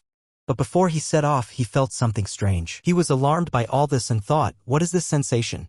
This isn't a wild animal after all, and now he knows for sure that someone is watching them. At this point he was right, and behind the tree was one of the chapter's men who was a true warrior. Turns out the stalker wasn't alone, there were several other trial participants along with them. The chief ordered one of them to guard the entrance and see that no one came close. 2 of the participants walked into the cave and saw that the boy was already asleep and did not even feel their arrival. Meng at this moment was having his 10th dream and mumbled that that boar was very strong. The boys saw that he was asleep, unsuspecting. The guy in charge came up to him and said he was very well settled. But the other guy saw that there were plaques lying here, and there are 6 more plaques lying on the ground. The main guy gathered them up and said, "How careless they are, is it really going to end so easily?" But the other guy understood and saw that somehow things were going too easily. But suddenly the guy remembered and asked where the other kid had disappeared to. Chan at that moment went on a varsity hunt and immediately attacked him and tied him up. The guy from the cave asked, "What is that sound?" But Chan stood in front of them and asked, "Are they surprised?" And something he didn't recall him calling out to the guests. The boys asked their man if he was okay. Chan apologized and said this was no place for robbers. The enemy immediately pulled out his sword and attacked Chan, shouting that he was just a coward and telling him to let him go. With a strike, Chan slid to the ground and dodged the boy's attack. And the enemy was shocked that the boy was able to dodge. Chan grabbed the guy's mask and said, "They say thieves are the most cowardly people," and stuck it right into the ground. The other guy was also surprised and yelled to Chan that he was a cocky kid. But in the moment he got hit on the head and passed out. Meng worked it well and said after the punch that he was a nefarious sign thief. The chief thought that they were supposed to be trapped and were tricked by himself. Or maybe Chan was hiding his chi energy. But how does he have possession of these skills at this age? Chan put his foot on the chest of one of the thieves and asked, "Is he in charge here?" Chan leaned against him and asked where he was from, what province, and could he show his face? The thief shouted at him to stop. But it was too late and Chan ripped his mask from his face. But he was shocked at what he saw and asked, "Is she a girl?" The girl said that even though she was female, it didn't matter. She immediately struck, but Chan was quicker and dodged it. The girl immediately took advantage of this moment and got off his leg. She realized that Chan was 2 years older than her, and it's certainly not Chin Ho's level, but it seems like his martial arts skills are good. And Chan wondered if it was the same person whose presence he had felt earlier. But it wasn't her. He couldn't have felt that way because of the child. But the girl pounced on him and told him to stop thinking. But Chan didn't think for long and kicked a rock and sent it straight at her head. Chan decided not to fight her anymore, and taking a rope tied her up. Chan told Meng to gather the others and hang them all together. The girl started screaming and saying he was a coward, but at that moment there was someone at the bottom watching everything. And the guys didn't waste time and tied them all up and hung them. Meng looked at the faces of the people and was a little surprised. And Chan saw this and asked, "Do these faces look familiar?" Meng replied that yes. "This is the gold, silver, and bronze of the Ha family from Shaanxi." Chang was shocked to hear this. Chang now realized that they are Ha Jiam Ran, Ha Un Ran, and Ha Dong Ran warriors of the Ha family from Shaanxi. Nurse Jiam Ran is called a phoenix, and the 2 brothers who were outstanding in martial arts were nicknamed the Two-Headed Dragon. Were they fair and good people, he thought? Gentleman Ran started yelling at Meng that he's a cowardly little brat. Tell him to give them his plaques. Chan walked over to her and told her to stop calling him a coward. And if anyone heard that, they'd think he'd stolen them. Mrs. Ran replied that she had searched the foot of the mountain all day and had not found a single plaque. But he acted as if he knew where those plaques were. Chan thought, how could that be? Mrs. Ran asked the guy, did he have any associates at court? He must have used his connections to interfere with the ceremony, and she will tell the host and the head of the clan about his misdeeds. The boys also said they would complain. Chan looked at them as if they were fools and suddenly started laughing unexpectedly. Mrs. Ran asked him what was so funny. Chan replied to them just to give it a try. Having grown up without the support of the clan, he is taking unfair advantage of his position. That would make even the dogs on the estate laugh. The guy said, then it turns out that Chan is only the newly joined 3rd son of the family? Mrs. Ran thought to herself, what to do? The 3rd son had gotten the plaque through his efforts. Had they turned into robbers who stole from an innocent person? Chan turned around and said he would come back after the ceremony was over and let them get their act together. Meng asked his brother, is he going to leave like that? Chan replied that he would seize their plaques. After all, if they came to plunder, they should be willing to give back as well. Madame Ran wished at this moment that he wouldn't do this. After all, if this continued, she wouldn't be able to pass the ceremony and become famous as a thief. Mrs. Ran didn't want to do it, but pulled herself together and said that they were apologizing to the 3rd son and suggested to him that they try it first. Chan immediately smiled and knew they were hooked. Mrs. Ran immediately asked the 3rd son to give them another chance. But the brothers said to their sister that, be that as it may, was she not pleasing him too much? The sister told them to be quiet. If he just left now, it would be the end of them all. Mrs. Ran said he can have the plaques, and in return let him untie their rope. Chan realized that his plan was to get these 3 to become his debtors, but should he really let these armed guys go, he thought. Still, he would worry about the consequences afterward. And with all his might, he threw the sign right at them. Mrs. Ran was shocked to see the sign flying straight at her and started screaming. But the sign changed its trajectory and cut the rope. Falling to the ground, Mrs. Ran shouted to her brothers that they were heavy and let them get off her immediately. Chan told them to immediately take their plaques and swords and get out of here, and he even realized that he shouldn't leave his enemies behind him. He told the boys that he would just keep silent about what had happened and each of them would go his own way. Mrs. Ran rejoiced and thanked her third son for being so helpful. But Chan didn't stop there and holding out his hand told them to pay him 50 coins. But Chan understood and knew from experience that nothing in this world is given for free. So he told the boys that 50 coins for 3 plaques. And that's almost free. And so it was the second day of the entrance ceremony. And on top of the mountain at the arrival point were all the main people of the Ha family. Hedron said it was already day 2 and they must have gotten halfway across. Chin replied that yes. They are just now counting the location of the participants and the number of wooden plaques. Chin Ho has collected 3 plaques. These 2 are now halfway to the top. And Jiam Ran, Un Ran, and Dong Ran each collected 1 plaque. They have also already covered half of the climb. The head asked, "Where's So Chang?" The boys replied that they had not yet contacted the observer in charge of him. The head told them that as soon as they contacted him, they should let him know immediately. Suddenly, the head of the Heavenly Warrior Alliance, second brother Ha Mu Run Ha Muchul, suddenly appeared in front of them and said that they had all already gathered, but he was in residence and was told that the climb had already begun. And why is everything going so fast? The guys were surprised and asked if it wasn't Muchul. Chul smiled and said they hadn't seen each other for a long time and called them brothers. Ren immediately said hello to his brother. And Chin asked his brother how he got here and called him a heavenly warrior at the end. Chul replied to his brother not to behave like that, because he had brought a special guest. The head was surprised and asked, "Guest?" Immediately, the head of Sekondan, the master elixir maker, appeared in front of them. The master of elixir said how many years had passed. He even wondered who would get the potions he had prepared. Chin was also shocked and asked the guest how he got here. The elixir master replied that he had stealthily gotten into the place where the passage was closed. That meant that the head of the Ha clan had made a big mistake. Chin replied that he didn't. Immediately, the head stood up and told his brother that it did not matter. He not only helped with the preparation of the elixir, but also personally came here, for which he can only express his gratitude. The master of elixirs accepted his words and said he was glad to hear it. But suddenly a warrior came and apologized to the master and said he had an urgent message, and he asked the head to stop the ceremony immediately. The head was surprised and asked him what he was talking about. The warrior replied that So Chang had already collected 11 of the 20 wooden tablets. The guards think he's cheating. Shin got angry and ordered all the guards to catch him right away. The warrior replied that they had already dispatched the guards, but the 3 guards assigned to him said they were defeated. Chan realized that they had sent guards and it looked like he was now becoming something of a wooden plaque. The elixir master said with surprise, "Guards? And even 3 people?" And suddenly started laughing and replied that it was a very exciting sight. He's not even going to hide his power. Chin was unhappy with all of this. After all, also these guests had come. It seemed like lawlessness. Chul also supported his brother and laughed. The elixir master said it's not that bad. Rather even good, because such guys can grow up to be very capable. Just like their sister. Chin asked with surprise, "How is Big Sister?" The head replied that she was called one of the world's strongest masters. Sashon's best sword. Chul asked, was he the one about the older sister? The elixir master asked him, didn't he know? Chin replied that he knew she was of their kind. The elixir master said he didn't know much about her either. She cut all ties and left the family. The head asked him, is he saying that Seo-chan can become like her?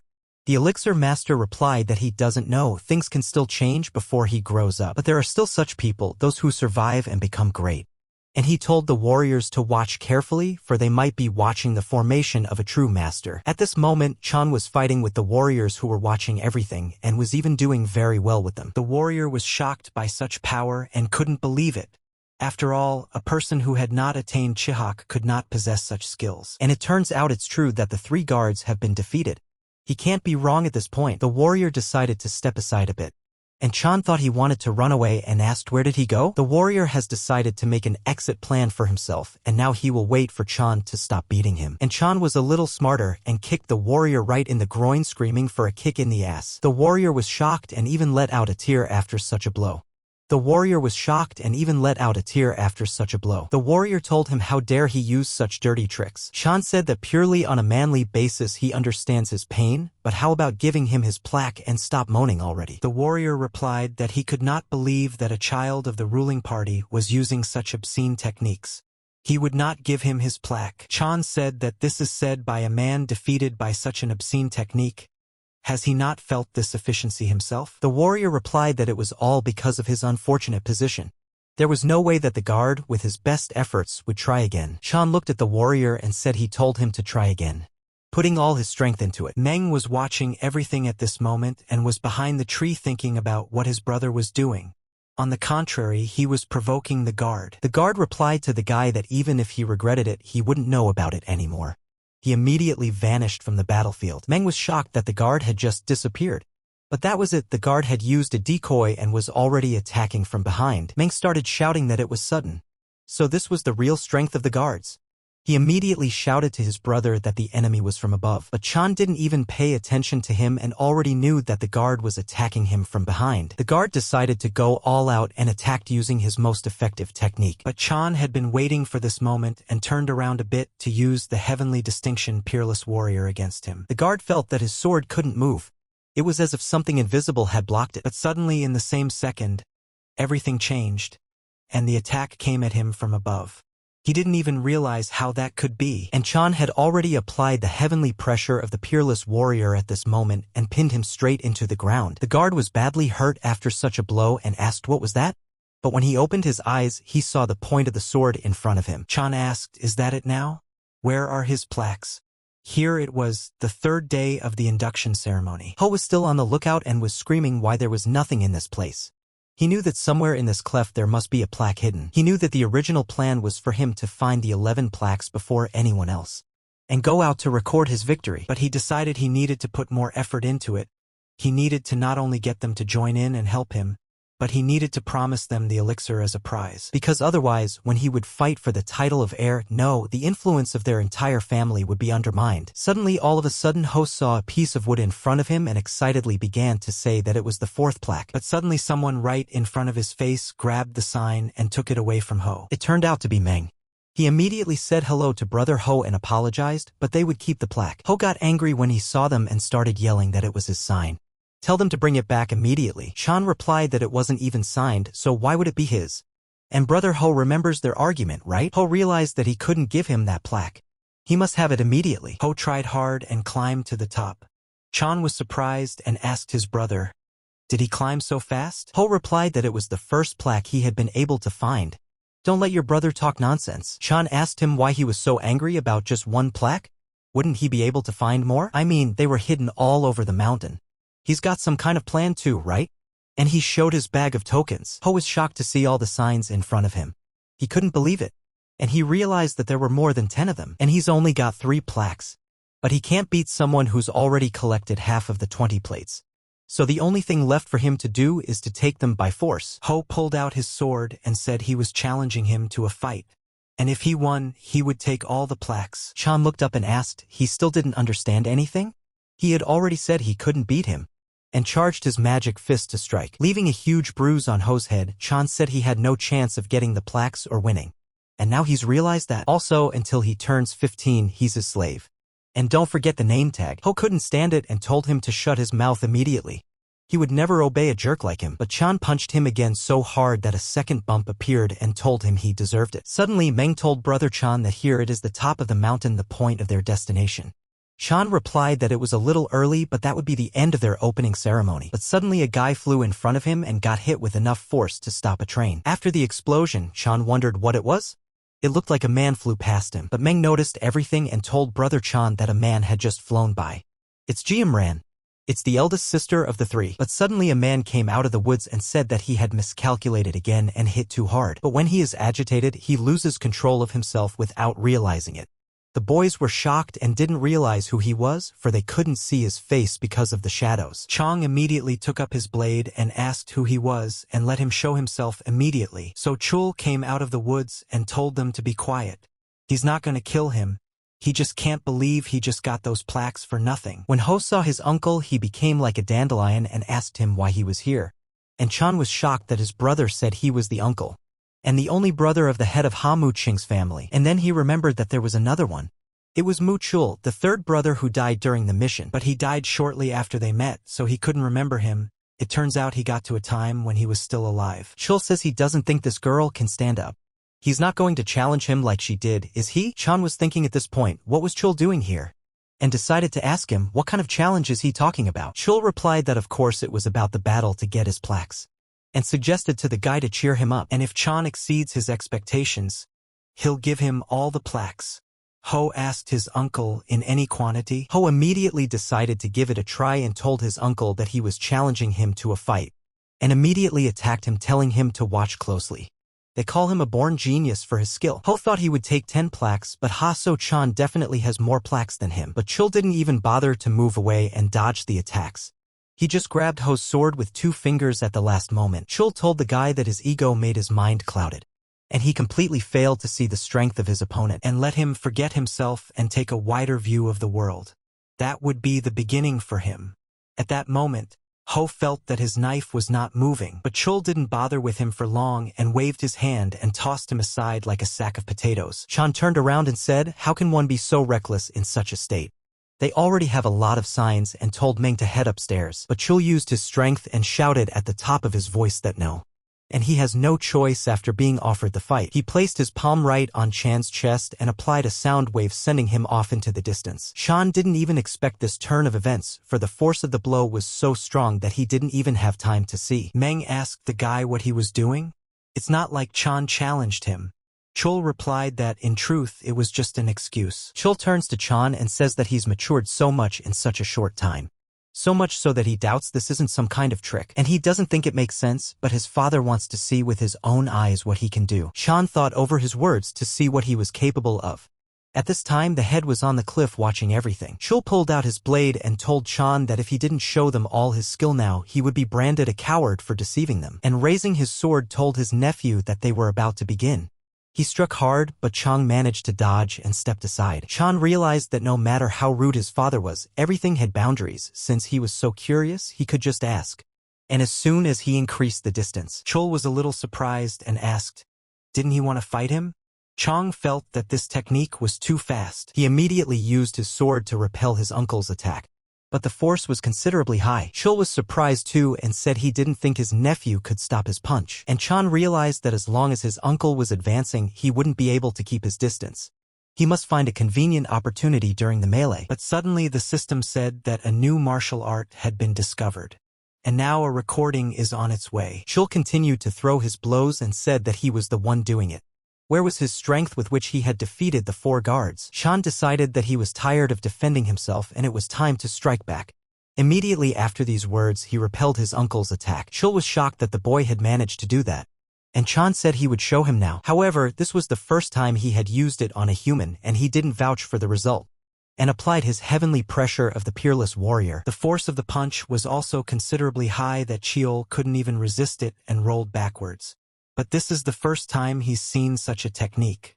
And the guy uses the flow of his chi. It's certainly an unusual technique, but Chul fought through the guy's attack and shouted that it was useless in front of a strong opponent. But suddenly he froze for a moment and saw a strange flow of chi.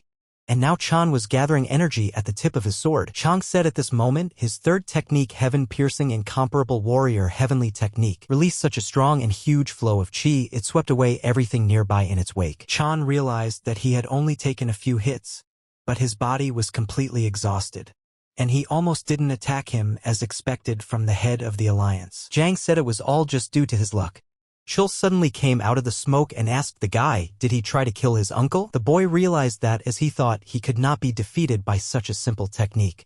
He asked his uncle that he had to prove his innocence, didn't he? Chul replied to his nephew that everything was fine now, and asked what was the technique. Let him do it again.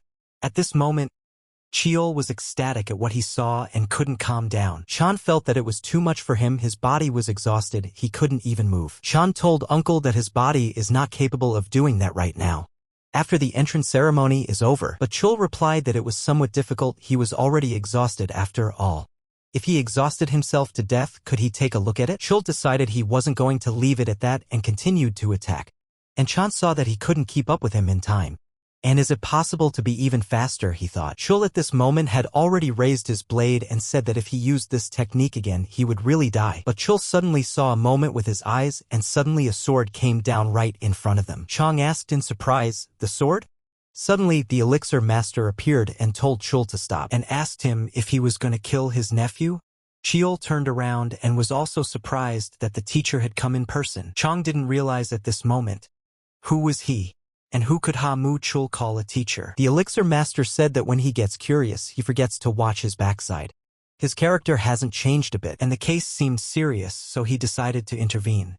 And it doesn't look like this kid fooled anyone. And then immediately he looked at the head and asked again, "That's right, isn't it?" The head replied that yes, and he thought the master was right. The head also gave his brother a wave and told him to stop. Chul obeyed the order and lowered his sword. The master asked Mr. Ha, "How old is this child?" The head replied that he was 12 years old. The elixir master recalled that his sister was also unable to fully utilize the energy shot at the age of 12. But what was the true nature of this child? Earlier, the master had looked at the cave at the time of the thieves' attack and saw that Chang had hidden his chi energy and turned this cave into a huge trap. And all this time, he thought, who even at this age? And now they must be more vigilant. For who knows, they may be watching the making of a great warrior. After gathering all the mission participants, the head came out and said that all of them had not had an easy time with this opening ceremony. And with the current results, they announced the results of the ceremony on behalf of the 7th head of the Ha clan. And now the winner was Ha, so Chan Meng immediately started to rejoice at their victory while the others were just sad and didn't even congratulate them. The elixir master approached the winner and said that he congratulated him. He had demonstrated his skill perfectly. Chan had been thinking all this time, who was this man who had saved him? He thanked and wanted to ask who he was. But the master remembered and replied that he had forgotten to introduce himself and could call him Dan San. Chan, hearing his name, was shocked and remembered that it was the same Dan San, Poison King. This is even crazy. What's the head of their Sekondan family doing here? Chan immediately fell on his knee and said that he was honored. San replied that there was no need to bow his head. Wasn't he the main character of today? Chan thanked Head San. But suddenly Head San said he had something he wanted to discuss with him. And Chan will be busy until the evening, but maybe they can have tea after the banquet? Chan rejoiced and replied to the head of Dan that of course he would come. And he would be glad to talk to such a great man. After that, they came into the room and the servant said that this event was for everyone who was able to make it through the entrance ceremony. And he hoped they would enjoy it. And of course, they continue with the awards. Iha Meng collected a total of 6 plaques. Together with Seo Chan, Meng rejoiced, for he had been able to get the drug from the Dan family. He climbed trees, made rope traps. All the training he thought was useless had paid off. Meng decided to thank Brother Chang, but looking at his seat saw that it was already empty. Chan looked at his award at that moment and said that he now had Sowandan. This is a great rarity for him, after all. And of course the effect should be instantaneous. And that Sowandan, whom he had only watched in his past life. But suddenly Chul came from behind and asked him, was he so enchanted by him? Chan replied that of course he was, it was Sowandan. Jang was so scared after Chul snuck up on him that he even fell off the balcony. Going upstairs, Chul apologized to him and said he didn't expect his nephew to be so freaked out. Chang asked him what he was doing here. Chul replied that he had something to tell him and also to apologize for what happened at the ceremony. Chul looked and asked, isn't that Sowandan? But Chang suddenly took his hand away and tried to hide it. Chul asked him to let him touch him. But Chan closed his palm and pulled his hand away. Chul started telling him that he was still his uncle. Does he look like someone who would steal from his nephew? Chang replied that it was not just an elixir, but the real Sowandan. And if Chul ran away with it, he wouldn't be able to catch him. Suddenly he realized and said that although, if Chul had used his skills, he must have lost it by now. Chul replied that's exactly what it is. He has a temper, but he doesn't do bad things. And he's sorry he did that at the ceremony, he just got too caught up in the excitement. Chang has seen that Chul is a strong martial artist, but his intelligence seems to be lacking. Doesn't he feel more like a friend than an uncle? Suddenly Chul said, speaking of his skills, he was just here to talk about them. His technique is called the Step of the Heavenly Thunder God, and he wants to pass it on to him.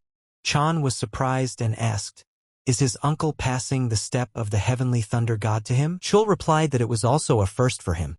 The Step of the Heavenly Thunder God was created by him and had not yet been inherited by anyone. Chan asked, but why him? There must be talented people in the alliance too. Chul said because this was the first time something like this had happened. The Step of the Heavenly Thunder God was able to block someone his age. He didn't panic and was always looking for an opportunity to counterattack. It was like he was a battle-hardened, 30-year-old mercenary. Chan replied, what nonsense. He would be happy to learn the move of the heavenly thunder god as soon as possible, but before that he should eat Sowanden as soon as possible. Who knows, maybe someone will really want to steal it. Upon arriving in the room, Chul said that until he completely absorbed Sowanden's power, he would protect him. Chan sat down right in the middle of the room and said then they would proceed. He remembered that Sowanden, who possessed incredible strength, was worthy of him. In his past life, he was sat down by Ha Jin Ho and nothing bad happened. Chan opened his mouth and ate that balloon. The power of this ball immediately seeped into every cell of Chan's body and even reached the blood vessels. Chul saw his nephew and was worried about him. At that moment, Jang started shouting that he was on fire. He immediately felt that he had received too much qi. It felt like his body was about to burn. Chul told his nephew that the qi energy was too powerful. Have him spit it out now before it's too late. Chan realized that he had worked so hard to get it. How could he just pick it up and spit it out? And suddenly appeared and told him that everything was right. It's a waste of energy to throw it away. So she decided to help him a little. She opened a barrier in front of him, and the system said there would be a conservation of excess energy in the library. Chan immediately felt the energy being drawn out of him. And he even felt a little chilly. The energy was stabilizing and the reserve of inner strength was being replenished. Yen said that she had stored all the excess energy in the library. When the resource becomes available, he will be able to borrow it again. Chang listened to Mrs. Yen and thanked her for being so helpful. Shul asked, the energy that suddenly stabilized? Chan said yes, and it was as if he had twice as much strength. As he stood up, he took one step and felt his foot fall off. The people heard it too and asked what was that noise? The boy answered him that it was from the third son's chamber. The guys immediately came to the room and asked the gentleman, is he all right?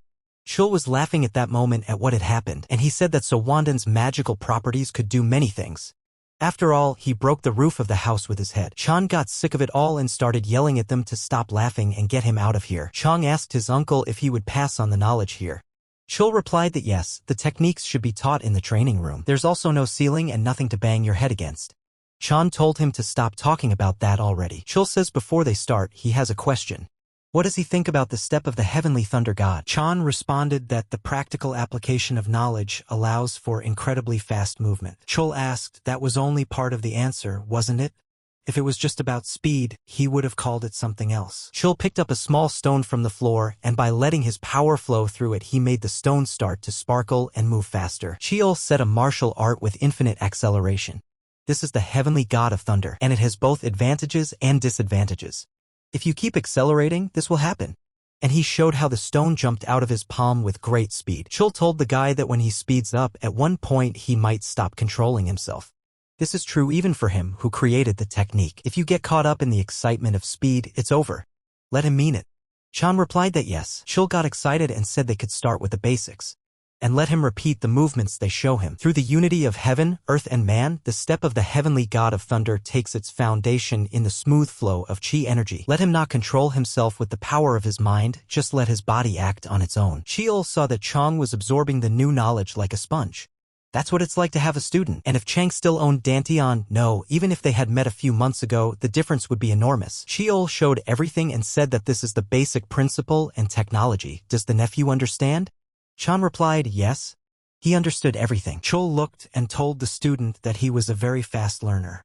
And now let him try it on his own. After all, he will check in and check on his progress. He has ability, so if he works hard, ideally in a year or so. But unexpectedly, Chiol saw the energy around Chan that he himself had felt during his training appeared. At that moment, the system showed that the study of the celestial thunder god's pitch was 60%. Chan asked, should it get something like this? Chiol was shocked and thought how he had only a moment ago started learning the technique. Chan jumped into the sky like a true and trained warrior in that second. Chan immediately realized that he could use the heavenly god of thunder's move. After an hour of training, Chiol was already shouting that Chan was doing well. And let him try to feel the qi energy with his body. And a tingling sensation. Does his nephew understand what he is telling him? Chan smiled and replied that yes, but he didn't really understand anything. And Chiol understands at this moment a sense of satisfaction. After all, he didn't even explain anything and the guy understood everything. The heavenly thunder god step is based on their family's thunder sword technique. They said that he was unreasonable, but suddenly opening his eyes he was shocked and heard Yen telling him that he wasn't. Chan asked, is this a library? And how did he suddenly end up here? Yen replied, letting the master accept her congratulations. It was the first time he had registered a new martial art. CNA asked in surprise, had he registered a martial art? Suddenly, a book appeared in front of him. Chang asked, is this book about the step of the heavenly thunder god? Un replied that this martial art is unique, it was created by Mutual, and he was given the first entry in the library about him. Chan was surprised and asked, but he's a little embarrassed now, but what if he didn't understand anything his uncle taught him? Un replied that he didn't need to understand. Seo Chang is the eyes and ears of the library. What he sees, the library sees. What he hears, the library hears. And with the martial arts base accumulated in the library, he can quickly absorb new information. And in other words, when she says the library is learning, she means they are learning together. Chan looked over and saw the people who had run the library before. Yen told him that he remembered that he could borrow martial arts from the library and study them, right? Chan got excited and replied that of course. And right now he would like to rent the step of the heavenly thunder god. Just then, the system said that the step of the heavenly thunder god had been registered. And after that it became rented, and the gentleman had contributed enough and could challenge the library manager. Arriving in the present world, Chang asked, should something like this work out? At this moment, Ing also sighed and said that he had finally left. Now he had both made his first contribution and gained strength considerably. And they would meet soon, and she would have to work hard to make him realize his situation. The child replied that she understood. Chan suddenly demonstrated the entire technique and asked his uncle how he felt. His step of the heavenly god of thunder. Chul couldn't help himself and started laughing very loudly. Jiang was shocked and didn't understand why his uncle was laughing. Chul put his arm around his shoulders and asked if he realized what he had just done. He had spent over a decade developing the pitch of the heavenly thunder god. And he just took 10 minutes to learn the whole thing. Not even a genius could do that. Chan realized that this was the point. What he had just shown his uncle, he had shown him too rapid progress. And no wonder Chul doubted him. Chul suddenly decided to ask Chan, did he happen to want to join their alliance? Chan was already at this point thinking about what excuse he could come up with. But after his question, he was surprised. Chul told him that there was nothing to consider, just let him come to them. He would take full responsibility and support him. Chan was surprised and replied that he was 12 years old, what alliance? Chul said he would initiate him into the Taknas of the clan.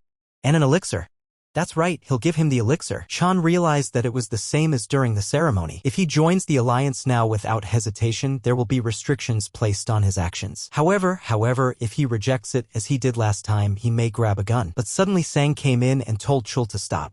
And could he share his thoughts with his talented nephew? Chul replied to the teacher that it was not coercion. Sen asked him if his uncle grabbed him and was advancing, would he be able to refuse? Chiol thought for a moment and replied that he was asking Chan for forgiveness. He had lost control again. He thinks his uncle just praised his abilities. Sang tells his nephew that he's much more empathetic than Chul. And could they have tea now as they had agreed in the afternoon? Chan replied to Head Dan that it was presumptuous of him, but did he really want to have tea with him? And if he has something to say, could you do it right now? Chul was surprised and asked Chan what he was carrying. San stepped into the conversation and said it was okay. Saying ridiculous things is childish privilege. So he's not going to beat around the bush. And then San asked Chan directly if they wanted to get engaged. Chan was shocked after hearing him say that and thought that Head Dan had asked him to get engaged. The next day Meng found out about it and was saying that being engaged to a lady from the Dan family was delightful. Chan replied that this was nonsense and asked if it was so amazing. Meng came down from the tree and said of course. After all, this engagement was proposed to him by the Poison King Dan San himself. Or to put it another way, he will be betrothed to a direct heiress of the family. And if the heiresses are their age, Jiang told Junior that there was no one there but Dan Sae Rin. Meng replied to his brother that he hadn't even been to Seishan, so how would he know? Chan pretended to be stupid and replied that he had only heard the name and that was it. Meng said that she must be pretty famous since she is Princess Dan. In fact, not only did he know her name, but he had seen her with his own eyes. But is it possible to forget the venomous royal dragon Dan Se Ren? In a moment, he remembered this day when he fought his opponents and realized it was a bloody war. And in the war against the demonic cult that would happen 10 years later, he participated as a mercenary invited by the alliance. Suddenly, the Poison Clan warriors swooped down on them screaming at them to all die.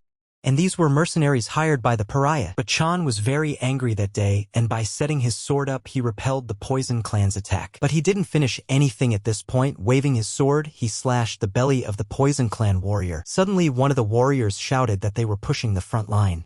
and the Alliance guys are wounded. But Chan called him a fool and asked him how he thought they should retreat further. Suddenly, 3 warriors who were holding their swords and shouting for him to die came at him from behind. Chan felt them and realized he was in the shit. But in the mines in front of him, a demonic wave appeared and enveloped the Poison Clan warriors. And that day, he met Dan Sairen. The girl looked at Chan and told him to return to the ranks, after all, the Heavenly Warrior Alliance mercenaries. Poison Dragon of the Celestial Sky. When the poisonous dragon was released, the warriors were all frightened and ran away, asking what the hell was that. But the leader told them to run away. But one of them didn't escape in time and got trapped by Mizran. He was screaming for his brothers to get him out. Chan's team looked at all of this and were shocked at what had happened. After all, he didn't know she was that strong. When he saw the dead body of the warrior, he was surprised to see that there was nothing left of him but a skeleton. He thought, is he all gone? Ren said it was time for them to move on to the next zone. And they from now on would deal with those who had escaped her attacks. And all those asshole sect members repulsive. Chan realized that of all living things, she was both more beautiful and scarier than anyone. Meng suddenly spoke up and said that he had heard it said that all the ladies of the Dan family were delightful. He was directly envious of his brother, but Chan told the little man that he should not. After all, he had given up the engagement. At that time he told San that he asked his pardon, but he had to refuse him. San was surprised at his answer and asked if he could find out the reason. Maybe there is someone among his daughters who is not sympathetic to him. Chan replied that he didn't. It's just that the whole point is that his top priority right now is to become a strong martial artist. San said that then, by agreeing to the engagement, he would also get the support of their entire clan, and at the same time he could become a strong fighter. But Chan replied that by gaining his power this way, would he still be Ha-So Chan? Or just a pawn of the Poison King? Chul entered the conversation and said that they needed to cool down a bit. Sang looked at him and said that was ridiculous. But Chan asked the head, didn't he say that was the privilege of children? San suddenly replied that he had lost. He never thought he would get his heart broken at that age. But then how about when he turns 15, he comes to Saksan at least once? It's not that hard. What, Channa won't be able to do it? Zhang realized that he was still planning to go to Seishan when he reached the age of 15. He accepted the offer, but now he had things to focus on. As a reward, the record of the Celestial Thunder God's move gave him the necessary input. Chan told Meng that he was going to take a little walk. Meng became curious and asked where to. Chan replied that he needed to get revenge on a little girl. Suddenly, the system received a notification and said that the user was being checked in and logged into the library. Chan turned to the manager and asked where she was. He had come to challenge her. Yen suddenly appeared and asked the gentleman, is he here already? Did he come to lose to Ha-Seo-chan again? The girl said that this time she would make him beg for mercy again, but Chan said no way, he could get around her now. Yen answered him that he should use the point of the peerless warrior's sword she had given him. After her words, a sword appeared in front of Chan and Yen said that it was created by the powers of the library. It wouldn't break or split. Chan looked at her and realized she was strong. For even now he could see no vulnerabilities. However, he too had changed. He received the sword point of the peerless warrior, the step of the heavenly thunder god, and the elixir. Yin approached the master and said they would check on him again. Would he challenge the library manager? Chan got excited and replied that of course he did. He challenges her to a duel. The girl told the kid that she wouldn't let him defy her again. Chan realized that if his speculation was correct, then this kid is the record of the heavenly demon left in the library. He has no idea how she ended up in the library. But it's tense. He has to keep in his head that he's dealing with a celestial demon, and there would never be a need to avert his eyes. But suddenly the girl vaporized in front of him and he was greatly surprised that he even asked where she had gone. The girl was already behind him and asked him what he was doing. Chong heard her voice and was immediately alert. The girl didn't want to continue this fight and used the air-ripping heavenly demon. After the explosion, the girl looked at him and said he dared to defy her. But looking beneath her, she was shocked and didn't understand how this could have happened. Where did that asshole go? She asked. Chan was already behind her at this point and was using his newly obtained technique. Chan headed towards her and asked her how she talks to adults.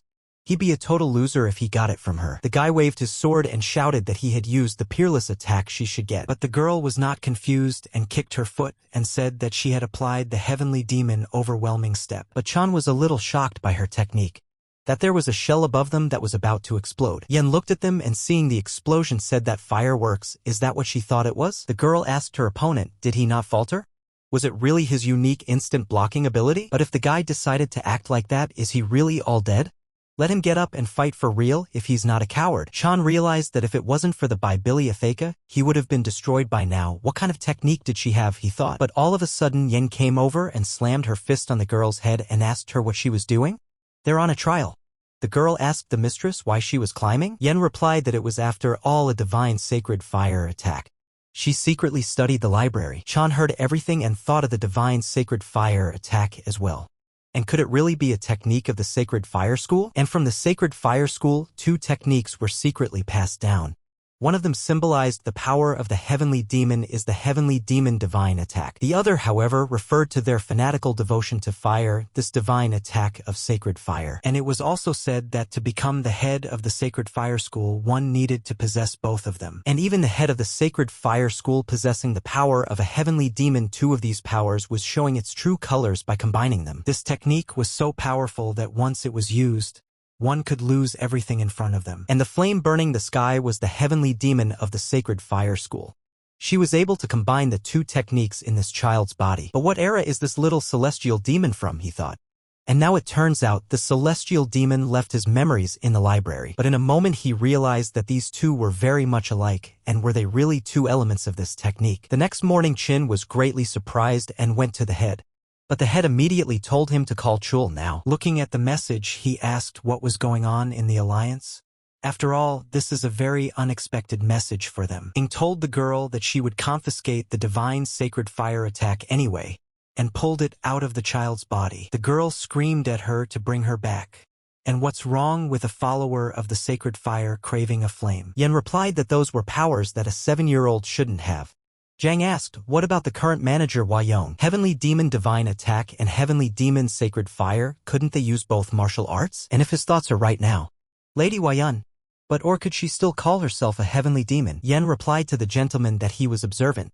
But let this be a chance for him to remember one important thing. Isn't he now trying to question the woman about her past?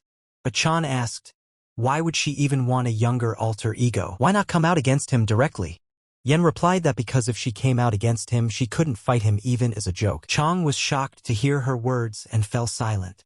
Un, on the other hand, said that she had said something too much, and now they can already continue the challenge. But will Chan be able to defeat the child version of her? Chan didn't run away and took her words seriously. He immediately began to fight her to the death. The girl used her technique, and in the moment of her attack, she shouted to the gentleman to eat this from her. But Chan looked at her and did the smart thing. He applied the heavenly distinction of an incomparable warrior. The girl was surprised and asked, the tip of the peerless warrior's sword? But Chan immediately raised his sword and applied the heavenly pressure of an incomparable warrior. The girl dodged them and told him he was still too clumsy.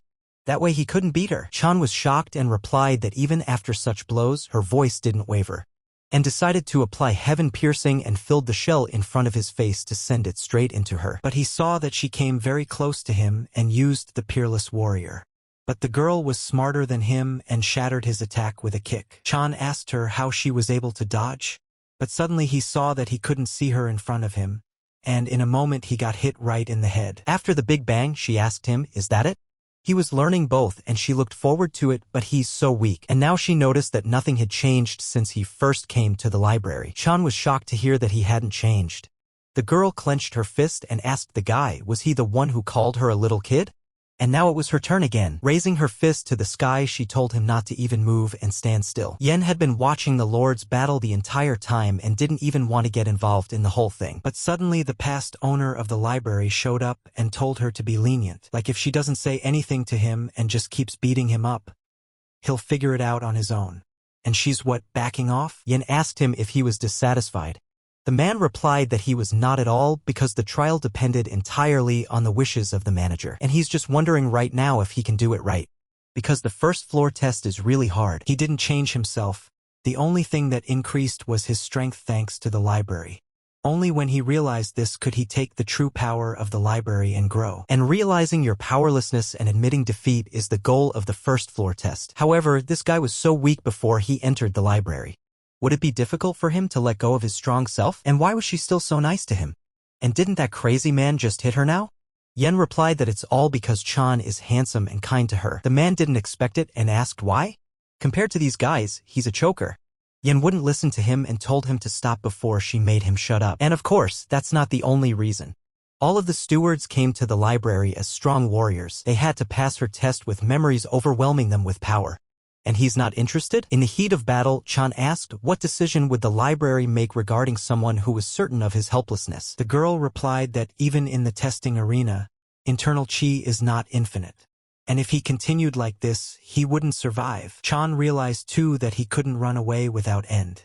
He had to speed up and strike. Chan gained the very speed for his attack, but suddenly she appeared in front of him and said that he had opened up. And raising her foot above his head, she applied one of her moves.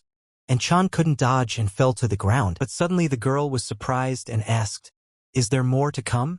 Chan realized that he had been overconfident, had overdone his speed and couldn't control himself. And now it's a disgrace to him. Like the young mistress said, he doesn't have enough of his own powers. He can't even properly use the gifts the library has given him. However, he won't give up. He will fight to the end. And using his strength, he went on the attack. Using the power she had gotten her hands on. Make it about running already. But she didn't leave him a chance to strike as she slammed into him with both feet and asked, "Is he out of his mind?" But Chan resisted her blow and replied that the sword point of an incomparable warrior is a great martial art. After all he has to do is gather energy. The man was shocked at what he saw and thought that this kid could really do it. And then Chang said that there is plenty of chi energy here. This energy will spread like lightning. He immediately applied his thunderous piercing of the peerless warrior and launched the very shell right into her. The man immediately upon seeing this realized that the boy had combined two martial arts into one. Chan released the entire tank of his chi and at the moment of impact, he disabled it. But seeing this, he was happy that he had finally succeeded in striking. But there was very little residual chi left in his body and felt his eyes begin to close. And with that, he fell to the ground. Yen realized that he had won the trial aimed at defeat. And at the same time, he recognized his helplessness. And the man realized that he had combined the sword point of an incomparable warrior with a technique completely polar to him. And now he saw what an interesting kid they got. And he said he thought Chan wasn't a complete idiot. Yen was surprised and told him that they were going to fight about it now. But the man decided to leave already, and lastly told her to finish everything and come to his place on the second floor. Yen said that although he liked it, he still remains grumpy. At this moment, Chang raised his hand and said that he used too much internal chi and now he can't move. And could she not help him? The girl immediately held out her hand to him and said that she must have thought badly of him. And she thought he had no powers, so she didn't think things could change so much towards the end. The girl immediately apologized to him. But Chan replied that it was no big deal, and on the contrary, he was grateful to her too. And now, thanks to her, he looked at himself differently. He realized he could do better and it provoked him. But Chan couldn't help himself and hit her on the head with his fist. The girl asked him what he was doing. They had such a warm farewell atmosphere. Chan apologized and replied that he was angry and didn't know. But suddenly he saw her disappear and told her. The girl replied that she was just a copy for testing after all. It was time to return to her body. Chan wondered if she would completely disappear. But lastly, the girl put her hand on his chest and said she noticed his vulnerability. Pushing him to the ground, she said she would see him again. She would continue to support him from here on out. And let him not let himself be deceived. Yen walked up to the guy and looked at him. Suddenly, Chan told Mrs. Yen that she was a bully. Yen laughed and replied that she had grown up in the wilderness, embarrassed even to her heart's content. But she decided to cut to the chase and said she was on record saying that Chan had passed the first floor manager's test. The system immediately jumped out and shouted to the guy that she congratulated him. He had passed the martial arts library's first floor manager's test, and now begins the level up of user Chan. The guy closed his eyes in a moment and began to feel his strength grow in the blink of an eye. But after all that, he opened his eyes and saw that he was in the planet's atmosphere. Chan asked in surprise, "Is this space?"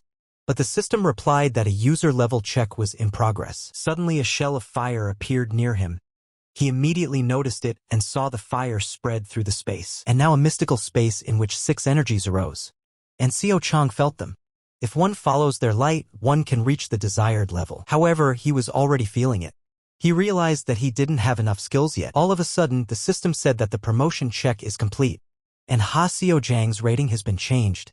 And went up 2 stars. And went to the second level of the library. Opening his eyes, Chan was shocked and said that this was the second floor of the library. Yen replied that yes, it wasn't much different from the first floor. However, he would now of course be able to learn many more martial arts. And also new library functions will be revealed to him. When Chan heard about the new features, he started to get excited. He immediately asked, "What are they?" but suddenly heard back from another person who said it was excellent. He had a lot of questions for him. Chan was shocked to see him, because this man was big, and he had seen this man somewhere before. And he suddenly remembered that it was a man who suddenly tore up the space on the first floor. Chan said, "What do you get? The man is the manager of the second floor." The man answered the guy, and he's not completely blind. Chan said hello and said it was nice to meet the manager. The man replied that he didn't have to. He doesn't like any show-offs. Chan suddenly felt that this person was very strong. He didn't feel at all like Ms. Wanun, but his strength could definitely be felt. The man couldn't help himself and slapping his big palm on the guy's back said he was fumbling. Chan thought, why did the explosion sound? And collapsed to the ground like a sack of potatoes. Un was frightened and immediately ran up to him. Chan thought, what kind of power is this? Could he be in pain while in the library? Yen got mad at the man and yelled that he said he didn't like being bowed down to. The man replied that it's very noisy, and the guy loses his balance too easily. And then he hugged the boy and said there was nothing to worry about. From now on, he would train his stunted body hard. Chan asked the man, is he saying this as the second floor manager? The man replied that exactly, he just let him wait. Chan says that then it turns out the first floor manager, Yen, will go bad and they won't be able to see each other anymore. Hearing such a question, Yen herself almost cried and became very sad. For the Lord was right. Yen asked the gentleman, is he worried that he won't see her again? And smiled and said that it was very nice. Chan was surprised and replied that he wasn't. But Yen was already happy and told him not to worry. He would be able to visit the floors he had already discovered in peace. Chan sighed and said that was good and called her the manageress. And the man asked if he knew how old she was to address her like that. Despite her appearance, she was already over 100 years old. But Un couldn't stand it and punched him as hard as she could. Chan saw this and was afraid for the administrator. After all, he was already lying on the ground unconscious. Chan thought that being in the same room with such a person, Manager Yen is also a scary person. Yen suddenly smiled and asked Chan what he was thinking about right now. Chan replied that it was nothing like that, but Yen told him that she would always support him. If he needs help, he can ask for it any time. Yen had already decided to leave for the first floor and immediately vanished. Chan was very grateful to her in his heart. The man came to his senses at this point and spoke in pain, as if Yen wasn't a sectarian. That nasty character of hers is horrible. The man squatted down and said that he could now formally introduce himself. And his name is the Incomparable. He's the manager of the second floor of the library. Chan was surprised and said that if the Peerless One was called that, the Peerless Warrior's sword point was created by him. The Incomparable One replied that that was exactly the case. He is the one who created the sword point of the Peerless Warrior. Chan thought it was marvelous to think of the creator of the Incomparable Warrior's sword point controlling. Incomparable said that it shouldn't be too much of a surprise. If the guy went higher, he would find martial arts created by the rest of the library managers. Chan immediately noticed that Madame Wan's technique was there as well. Would he really be able to become a powerhouse? Incomparable read everything in his head and asked the guy, is he that insatiable? Chan replied that he was. Chan realized that it was overkill now, but after enough pumped up, it would be different. The Incomparable suddenly came up to him and asked, did the training add to his modesty? Chan was surprised and asked the manager in return. All amused by reading his thoughts, the Incomparable laughed and replied an entertaining response. And would the boy like a little snack? Chan was surprised and remembered that he had been trained in the library, but would this man be the one to train him in the sword point of an incomparable warrior? But the Incomparable came to his senses and said he was a useless mentor. He's not going to teach him anything that way. And Chan was sorry, and it would be nice to learn the remaining techniques on his own. Incomparable asked the guy, does he think that a teacher and a student can only give and receive knowledge? Chan asked his mentor what he meant. The Peerless replied that he would teach him the remaining techniques from the Peerless Warrior's sword point. Mastering them completely would be impossible. Chang had already heard about the techniques, rejoiced, and began to thank the master for such a favor. The Incomparable replied, what a master! He considered it a shame. Chan was wondering at this moment how to deal with such a person. But right now, wouldn't it be easier to placate him a little, he thought. The Incomparable asked the disciple if he thought his thoughts were a little harsh right now. But in any case, it's fine. Before teaching him the sword point of the Peerless Warrior, he will give him a gift to honor his arrival on the second floor. Chan got excited and asked what it was. It's some sort of magic pill. The Incomparable suddenly placed 2 fingers on the guy's chest and let a stream of energy flow into him. Chan at this moment felt like he was in a lot of pain. It was as if his insides were twisted. Chan asked the master what it was.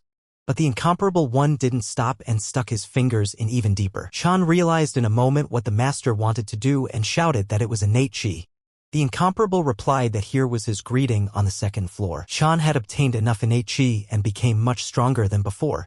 His strength radiated from his body. But at one point he passed out and opened his eyes to hear Meng trying to bring him to his senses and calling him brother. Meng, seeing his brother open his eyes, said he was happy he was awake. But Chan stood up and didn't understand how he got here. Meng said he was worried when his brother fainted. But didn't his brother feel like he had gotten stronger? The small man asked. Chan looked and realized that he had become much stronger. And his innate chi began to circulate twice as fast. And it's absolutely delightful. But suddenly Meng asked, "What is that smell?" And asked his brother if his body was rotten. After taking off his clothes, Chan was so stinky that you could smell the strong odor of sweat from his body.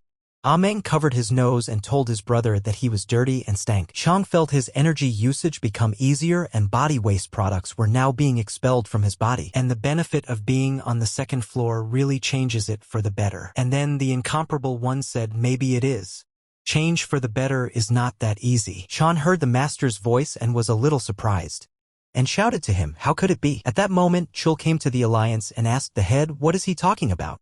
The commander of one of the alliance units missing?" The head replied that they say that on the way from Seoul, communication with him and with the entire squad who were carrying out the mission was cut off. Chin said he disappeared without a trace, and it was most likely an attack, not an accident. Let him go there and investigate. But Chul got angry and told his brother to talk about Seoul, and he will go there himself. The whole truth must be revealed. Suddenly the incomparable appeared and said that since there was so much waste coming out of the guy, it worked out. Chan asked him how can he be outside the library? The incomparable one asked, and what a silly thing to say, doesn't he remember? Had he not met Yen outside the library? Chan remembered that, come to think of it, he had met Madam outside the library a couple of times. But suddenly Meng asked his brother, "Is there someone here?" But the incomparable called him a jerk and said they were communicating mentally.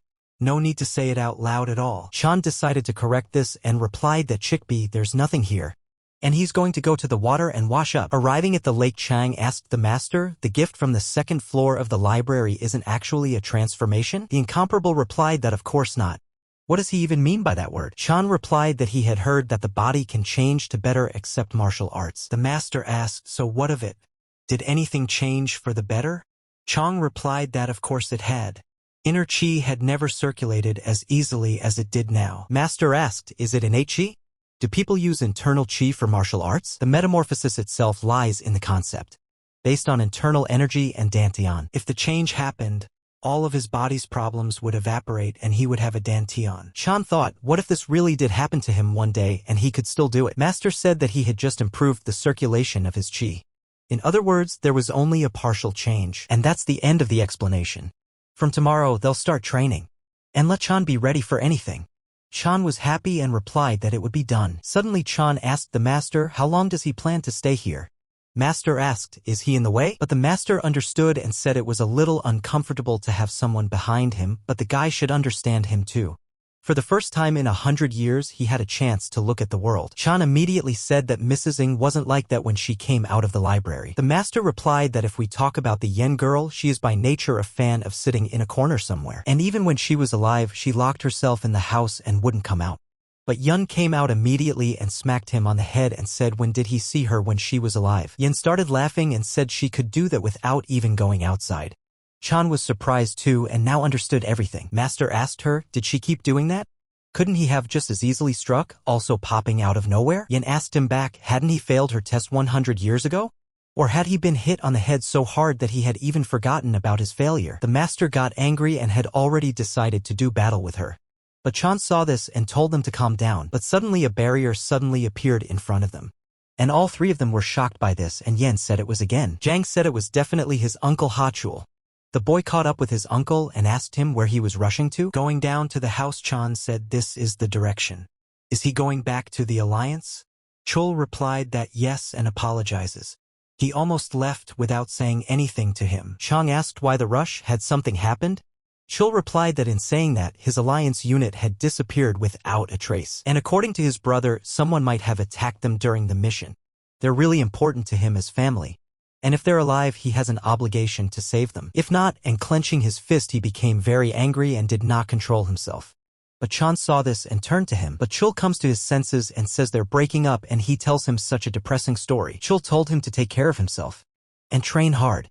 He can definitely become a great warrior. Chul applied his mobility powers and said that he too should save himself until their next meeting, and immediately flew away. Master said he has a nasty temper, but he is good at martial arts. The master asked the boy, does he like him? Jang suddenly said they had to stop him. And he had completely forgotten in his previous life Ha Chul had died shortly after the ceremony, but he hadn't heard anything about the disappearance. The first thing he heard was that Chul is dead. So this disappearance and Chul's death are different incidents. And now Chul is looking for the missing warriors. Someone's gonna kill him out there.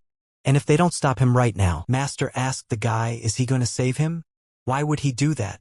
Chan replied that he had taught him the step of the heavenly god of thunder.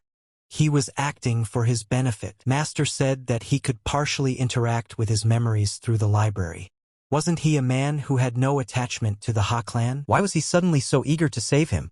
Chan immediately remembered his uncle telling him to train hard. He would become a great warrior. Chan rejoiced and said it was the first time he had heard such words from someone that affected him deeply. Chan used all his strength to catch up with his uncle. Chul sensed during the flight that he wasn't alone here and was on the alert. Chan took advantage of that moment and came down right in front of him to stop him. Chul was surprised and said it was unexpected. Chan tells his uncle that he can't go to Seon right now. Chul asked him what he meant by saying that. Chan replied that because it was dangerous. But he thought very long about his answer to change his uncle's mind. Chan at this point was just concentrating on catching up to him, and couldn't think of a way to stop him. But would his uncle believe him if he said he knew the future? There's no way to make him stay. Chul saw his nephew trembling and realized he was worried about him. And it's a wonderful child. Chul thanked him for his concern and said that he should go. But Chang replied that it wasn't like that. The boy realized that if this continued, Chul would definitely die. But Master suddenly told him to calm down. And he's in too much of a hurry, so he can't think. It's all about saving him. Stopping him is not their goal. Let him calm down and think. Chan began to think, how could he change the situation? He can't just immobilize Chul now. Let him go and then he'll figure something out. And even if he goes to Seon now, how do you keep him from getting killed? And how to change the past? But what if someone was near Chul, he thought. Chan decided to use something else and shouted after his uncle. Chul heard him and turned around. He shouted to his uncle to find a warrior named Chu Hongdu in Seon. He is a master of pursuit. And for money, he will find anyone for him. Let him find him and work together to find the squad. And wondered how Chan knew of such men, but then decided it didn't matter. And spoiling himself in the sky, shouted to Chan that he thanked him for his help. The master told the boy that he was staying. But Chan asked, everything would be all right, wouldn't it? But Master replied that he doesn't know. By the way, is he sure of this Hongdu's abilities? Chan replied that yes, he had never met him himself, but he was familiar with the teacher. He is not easily persuaded to help, but once the contract is made, he will spare no life in accomplishing the task at hand. He has a good reputation among mercenaries. And now Chan decided that there was no point in worrying about it any longer. Now he had to mind his own business. Chan looked up suddenly and said that it was already dawn. And it was time for them to start. And he would now go to the library. The handyman was pleased and said, great. The user's wish is confirmed. He immediately moved them to the second floor. Chan said that they would now learn the next technique of the Peerless Warrior's sword point. The master asked the boy what it was about. He wouldn't be able to do that. Chan was surprised and told the master that he had promised to tell him. Why all of a sudden? The master replied that he would train him, but he didn't have the qualifications yet. Chan asked in surprise, qualifications? The master kicked sharply on the ground and moved them to another place. Chan was surprised, but the master told him to calm down. It was okay. And the tip of the incomparable warrior's sword is literally a sword created out of nothing while achieving the end result. And that's why it's called incomparable. The master decided to demonstrate and made a cut with his sword and surrounded them with energy. Chang was shocked and thought, how did the master achieve such results using only the heavenly distinction of an incomparable warrior? The master said that 100 different people would require 100 different ways. That's what he thinks. It is the soul, chi, and body. It is not formed from these three harmoniously developed components. He is now experiencing a serious imbalance of body and chi. His inner chi is far beyond what his body can perceive. He's fine now, but over time his body may not be able to take it. If this continues, there will be a great deal of destruction. The master asked the guy, did he understand now? Therein lies the problem with the incomparable warrior's sword point. and he's missing important details. Chan asked what were the other important details. The master did not tell him at once, and after taking off his clothes answered that the muscles. And to put it simply, he just needs to bring the state of his body to the level of his internal energy. Chan was shocked and asked why. The master hugged him and said he could back him up if needed. After that, Chan began to feel regret, and that feeling of remorse for the mistakes he had made. So now he is filled with regret. After much training, Chan realized that his decision on this day was just crazy. And how will he ever survive this ordeal? And any martial arts are forbidden to him. People can't do that. And now he's having second thoughts about getting the hell out of here. The master read his thoughts and laughed and told him to try to get away. He wouldn't even be able to get away from him, much less escape. Chan looked at the master and saw that he kept backing up. That's easy.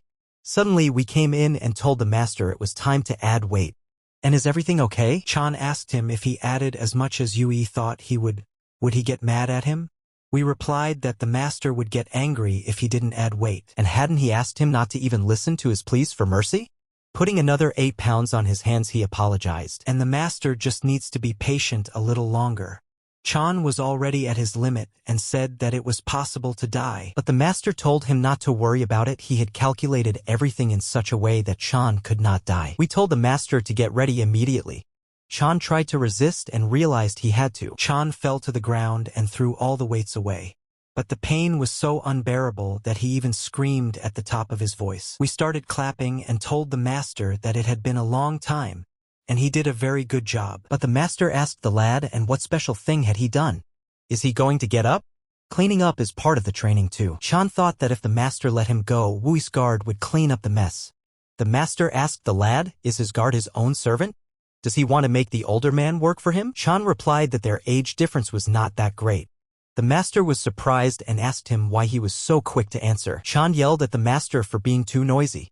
All because he argues with him endlessly. But the master looked at him with his gaze and asked again who would clean up everything. Chan suddenly told we to leave it and he would clean it up himself. We replied to the master that he was so tired after training, maybe he shouldn't. Chan replied that it was fine. He still has enough strength to clean up his mess. Chan realized in his mind that he couldn't be tired. He needs a balance of chi and body energy to master the incomparable warrior's sword point technique. He must gather himself and become stronger. The master suddenly put his huge hand on his head and asked, is he crazy? Why is he smiling? And now he realizes he underestimated Chan. He can't properly calculate his capabilities. And starting tomorrow, you should add more weight. Double what you have now. Chan was surprised and asked, double? The next day Chan started to run already with the scales in his arms. But suddenly we came shouting to his master. Every day he kept working out and working out. But the exercises on his body were always different. And 3 years later, Chan turned 16. And his body had changed so much that he couldn't believe it himself. Suddenly the master looked at his student and saw that enough was enough now. For the past 3 years, he had made him practice every day. He has learned many things about his body, as well as the incomparable warrior's sword point. He feels that his body has become stronger. This should now be enough to absorb So Wandan's remaining energy. And this is not to be compared to the abuse and humiliation he had endured in his past life at this time. And now he can even go traveling. Things are changing rapidly in the central chamber, and war is breaking out. And he must go there and survive. And then he will save his mentor's life, which he failed to do last time. The next day the head finds out and personally asks his son that he is leaving on a trip. Chan replied that yes, he should gain experience. Therefore, he wants to go as soon as possible. The head became curious and asked where to. Chan replied that he wanted to start by passing through Shaanxi province to visit the Dan clan in Sakhong, and then take part in a meeting at Dragon Peak in Hubei province. After that, he will go to Hanam. The head was surprised and asked, Sakhon? Chan replied that he had promised to visit them 3 years ago. And in fact, he had a lot to gain in Sakhon. The head didn't really want to let him go and pretended to listen and give him permission. But the master told the guy that how uncomfortable it was here. Chan asked him, aren't they good friends? After the ceremony, they hardly crossed paths. The master replied, there is no choice. And about that, aren't they being followed? Chan said he had already noticed the surveillance, and it's probably needed to limit his actions or learn about his techniques. The head told him that if he went to Seishan, let him take this with him. He handed him the scroll. Chan took it and asked with surprise, a letter? Should he give it to head Dan? The head replied that no. This letter is not for him, and ordered him to tell his uncle. He's in Seishan right now. Jiang was surprised and asked, Uncle? Jiang realized that Chiol had actually survived. And the plan he had made that day had completely worked. The head said they say his uncle has changed a lot. Chan asked in surprise, changed? The head replied that it had been years since he had gone to investigate the disappearance of his squad, and even the bodies of his subordinates had yet to be found. This previously cheerful man became gloomy and sullen. In addition, he confronted the Alliance leader, who refused to provide troops for the investigation. They say he left the Alliance and things just got worse. And he's got nothing more to say anyway. Chang asked the head if he had contacted him. The head replied that Chul only sends letters and they only have to receive them. And he didn't want to go into the details of the situation. Chan realized that his father had always been indifferent to his children. He shows emotion when he talks about his brother. But the head tells Chan that Chul is attached to him. So he can't help but be relieved when he finds out that he's planning to leave. Chan wondered if he would get the information. He agreed and said okay. Tomorrow morning, as soon as the sun rose, he would set off. We after the chapter just found out about it and asked with surprise, traveling?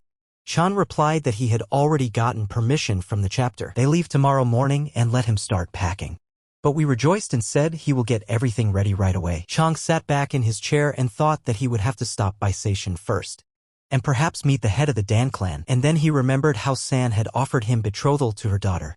And how he had refused that time. Chan thought he had a good excuse. But suddenly Chan began to scream, for someone had covered his eyes. The girl answered Hu. Ha Soon, his little sister. She asked him, what was that look? He didn't forget his only sister, did he? Chan replied that no, it was just unexpected. He actually felt awkward and thought, why did his sister come to see him? But in this life and in the past life, he and Yen had nothing in common. Yen said to her brother, the situation seems rather awkward. Would her brother invite her for a snack? Chan remembered that she had always been special. After all, in the future, she would be able to fight back against the one dubbed the swordsman Rakshasa and become the most famous among her peers. And her ambition was so great, and in her first life, striving to become the head of the family, she competed with everyone. In order to strengthen her position, Chan started to repeat himself, appetizers are appetizers, but why is she here? Yen asked her brother, is he being so direct? Chan replied that she has a peculiar character, so let her talk. Un replied that she hates to beat around the bush. Yen made a serious face and told her brother that she came to him today with a request. Chan was surprised and asked, a request?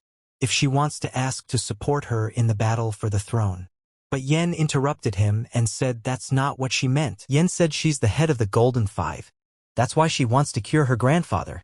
She can only be helped by a divine doctor from the Great Heavenly Five. Can he help her contact him? Chan replied that the members of the Great Heavenly Five do not come because they are offered money.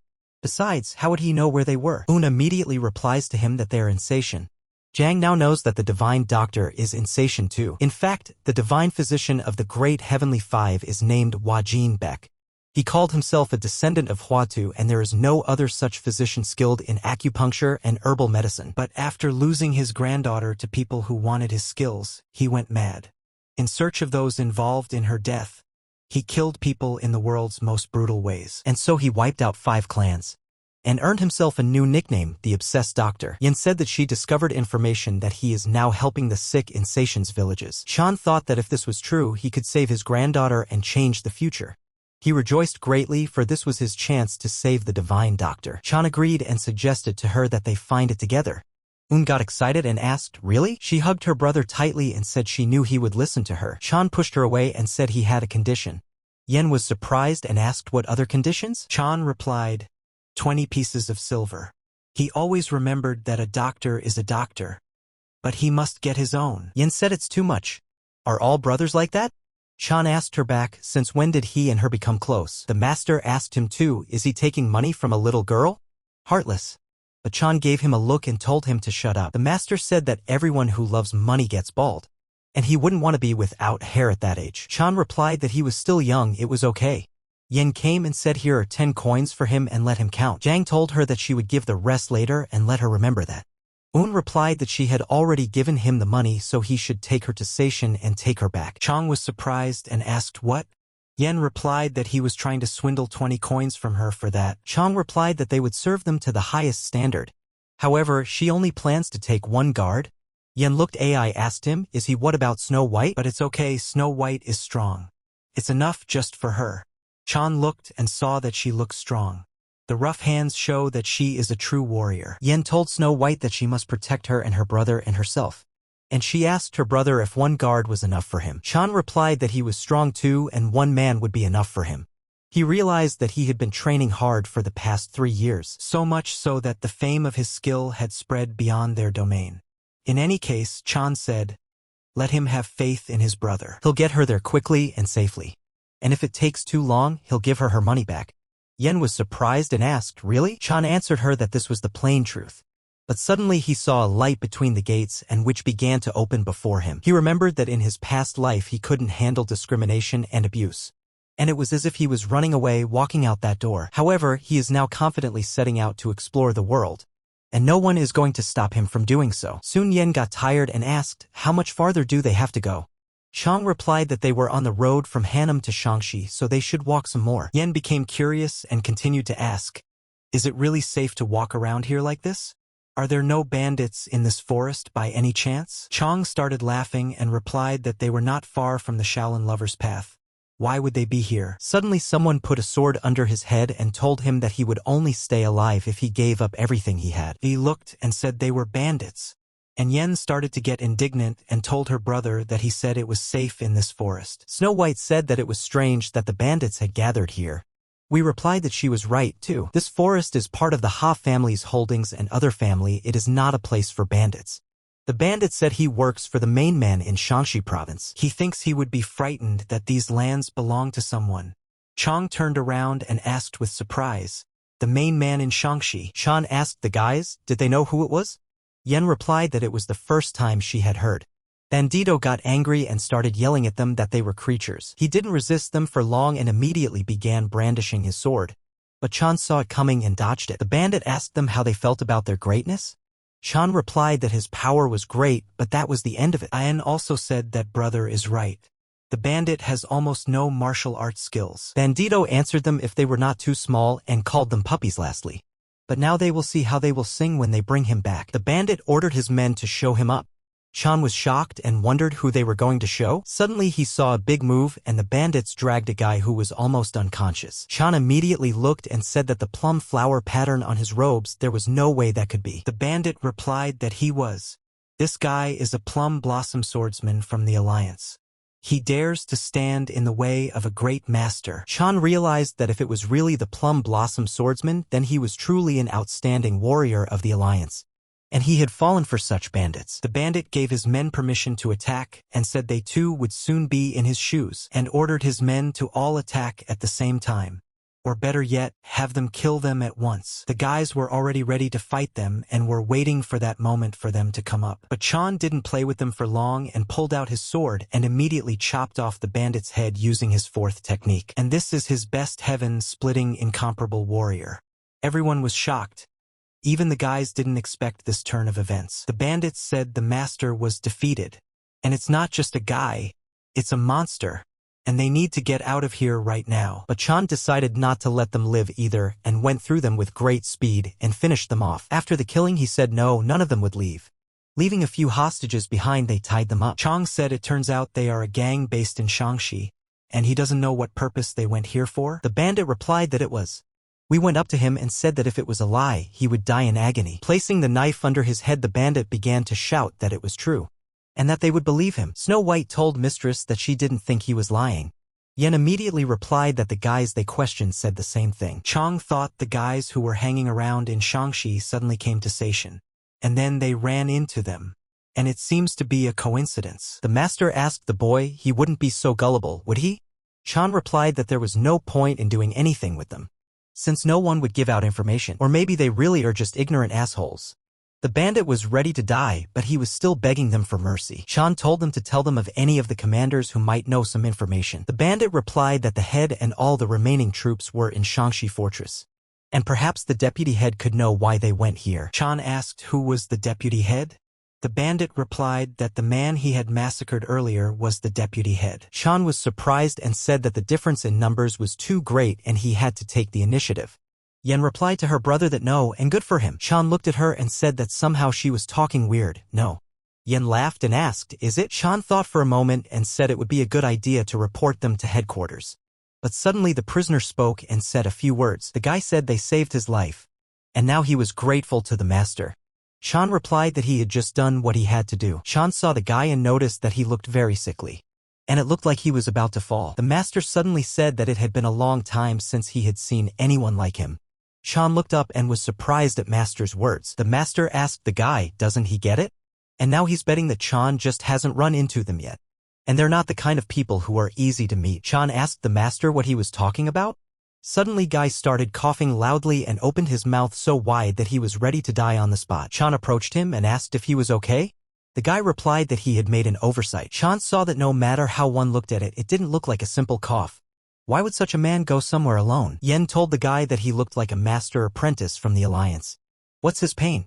Does he have a cold or something? Snow White said immediately to Mistress that it was impolite to talk like that. Un asked why? Everyone is curious, aren't they? The master saw this and said she was an evil little girl. Zhang replied that was right. The guy replied that it wasn't a disease, it was all about his peculiarities. Yin asked with surprise, peculiarities? The guy asked them if they had ever heard the term hidden artery. Yen understood that a hidden artery was someone who naturally had a high level of energy which allowed them to learn martial arts faster than others. But their bodies can't handle that energy, so they die young. And if it isn't an alliance fighter? Chan asked him, is he by any chance the head of the Plum Blossoms? The guy was surprised and asked, do they know each other? And then Chan realized that this guy was the head of the Plum Blossoms. A Plum Blossom swordsman who had burst into the alliance like a comet, and he's the next head of the alliance. A great master that no one could even think of manifesting. The boy remembered and said that when he was a boy, he was taken in as an apprentice by one of Weizen's elders. The elder asked him if he wanted to go with him. And after that he had no other option and agreed. After a while, thanks to a hidden artery, he was able to learn martial arts much faster than his peers. He became a fine warrior worthy of his master. But lately he began to feel that he had very little left to live for. So he left Wasan, and he came down from the mountains to find a cure. And then he fainted and fell, and when he came to, he had already been caught. Chan thought he kept wondering how they had managed to catch him. And they didn't catch him, they just picked him up. And in his past life, he was able to heal his hidden artery perfectly, and then he became the head of the alliance at such a young age. He was known as a true knight, and despite the nature of his powers. Chan asked him when he was going to return to Wasan again, and called him a master at the end. But the guy replied that he wasn't a master. In fact, he was a real master, and suddenly his body started to deteriorate and he started coughing a lot. Chan told him to take it easy. The guy replied that he would just rest a bit and head straight back. It's a little embarrassing, but I'd hate to die so early. Chan asked, who wants to die? But thought, how did this guy cure his ailment? And he seemed to have heard something about it, and suddenly remembered said, passing through the Guangzhou countryside, he fulfilled the request of the village chief. It was said that he had destroyed a monstrous bear that had plagued the village for years. Out of a sense of gratitude, the headman caught and gave him a carp. And it was a sun carp. He doesn't know if the sun carp actually exists, but he's sure that's where he found a way to cure his hidden artery. Chan wondered if he should go there right after station and try to catch some carp. But he changed his mind, for if he caught a sun carp, the disease would ruin the master. Chan told the guy what he was going to tell him.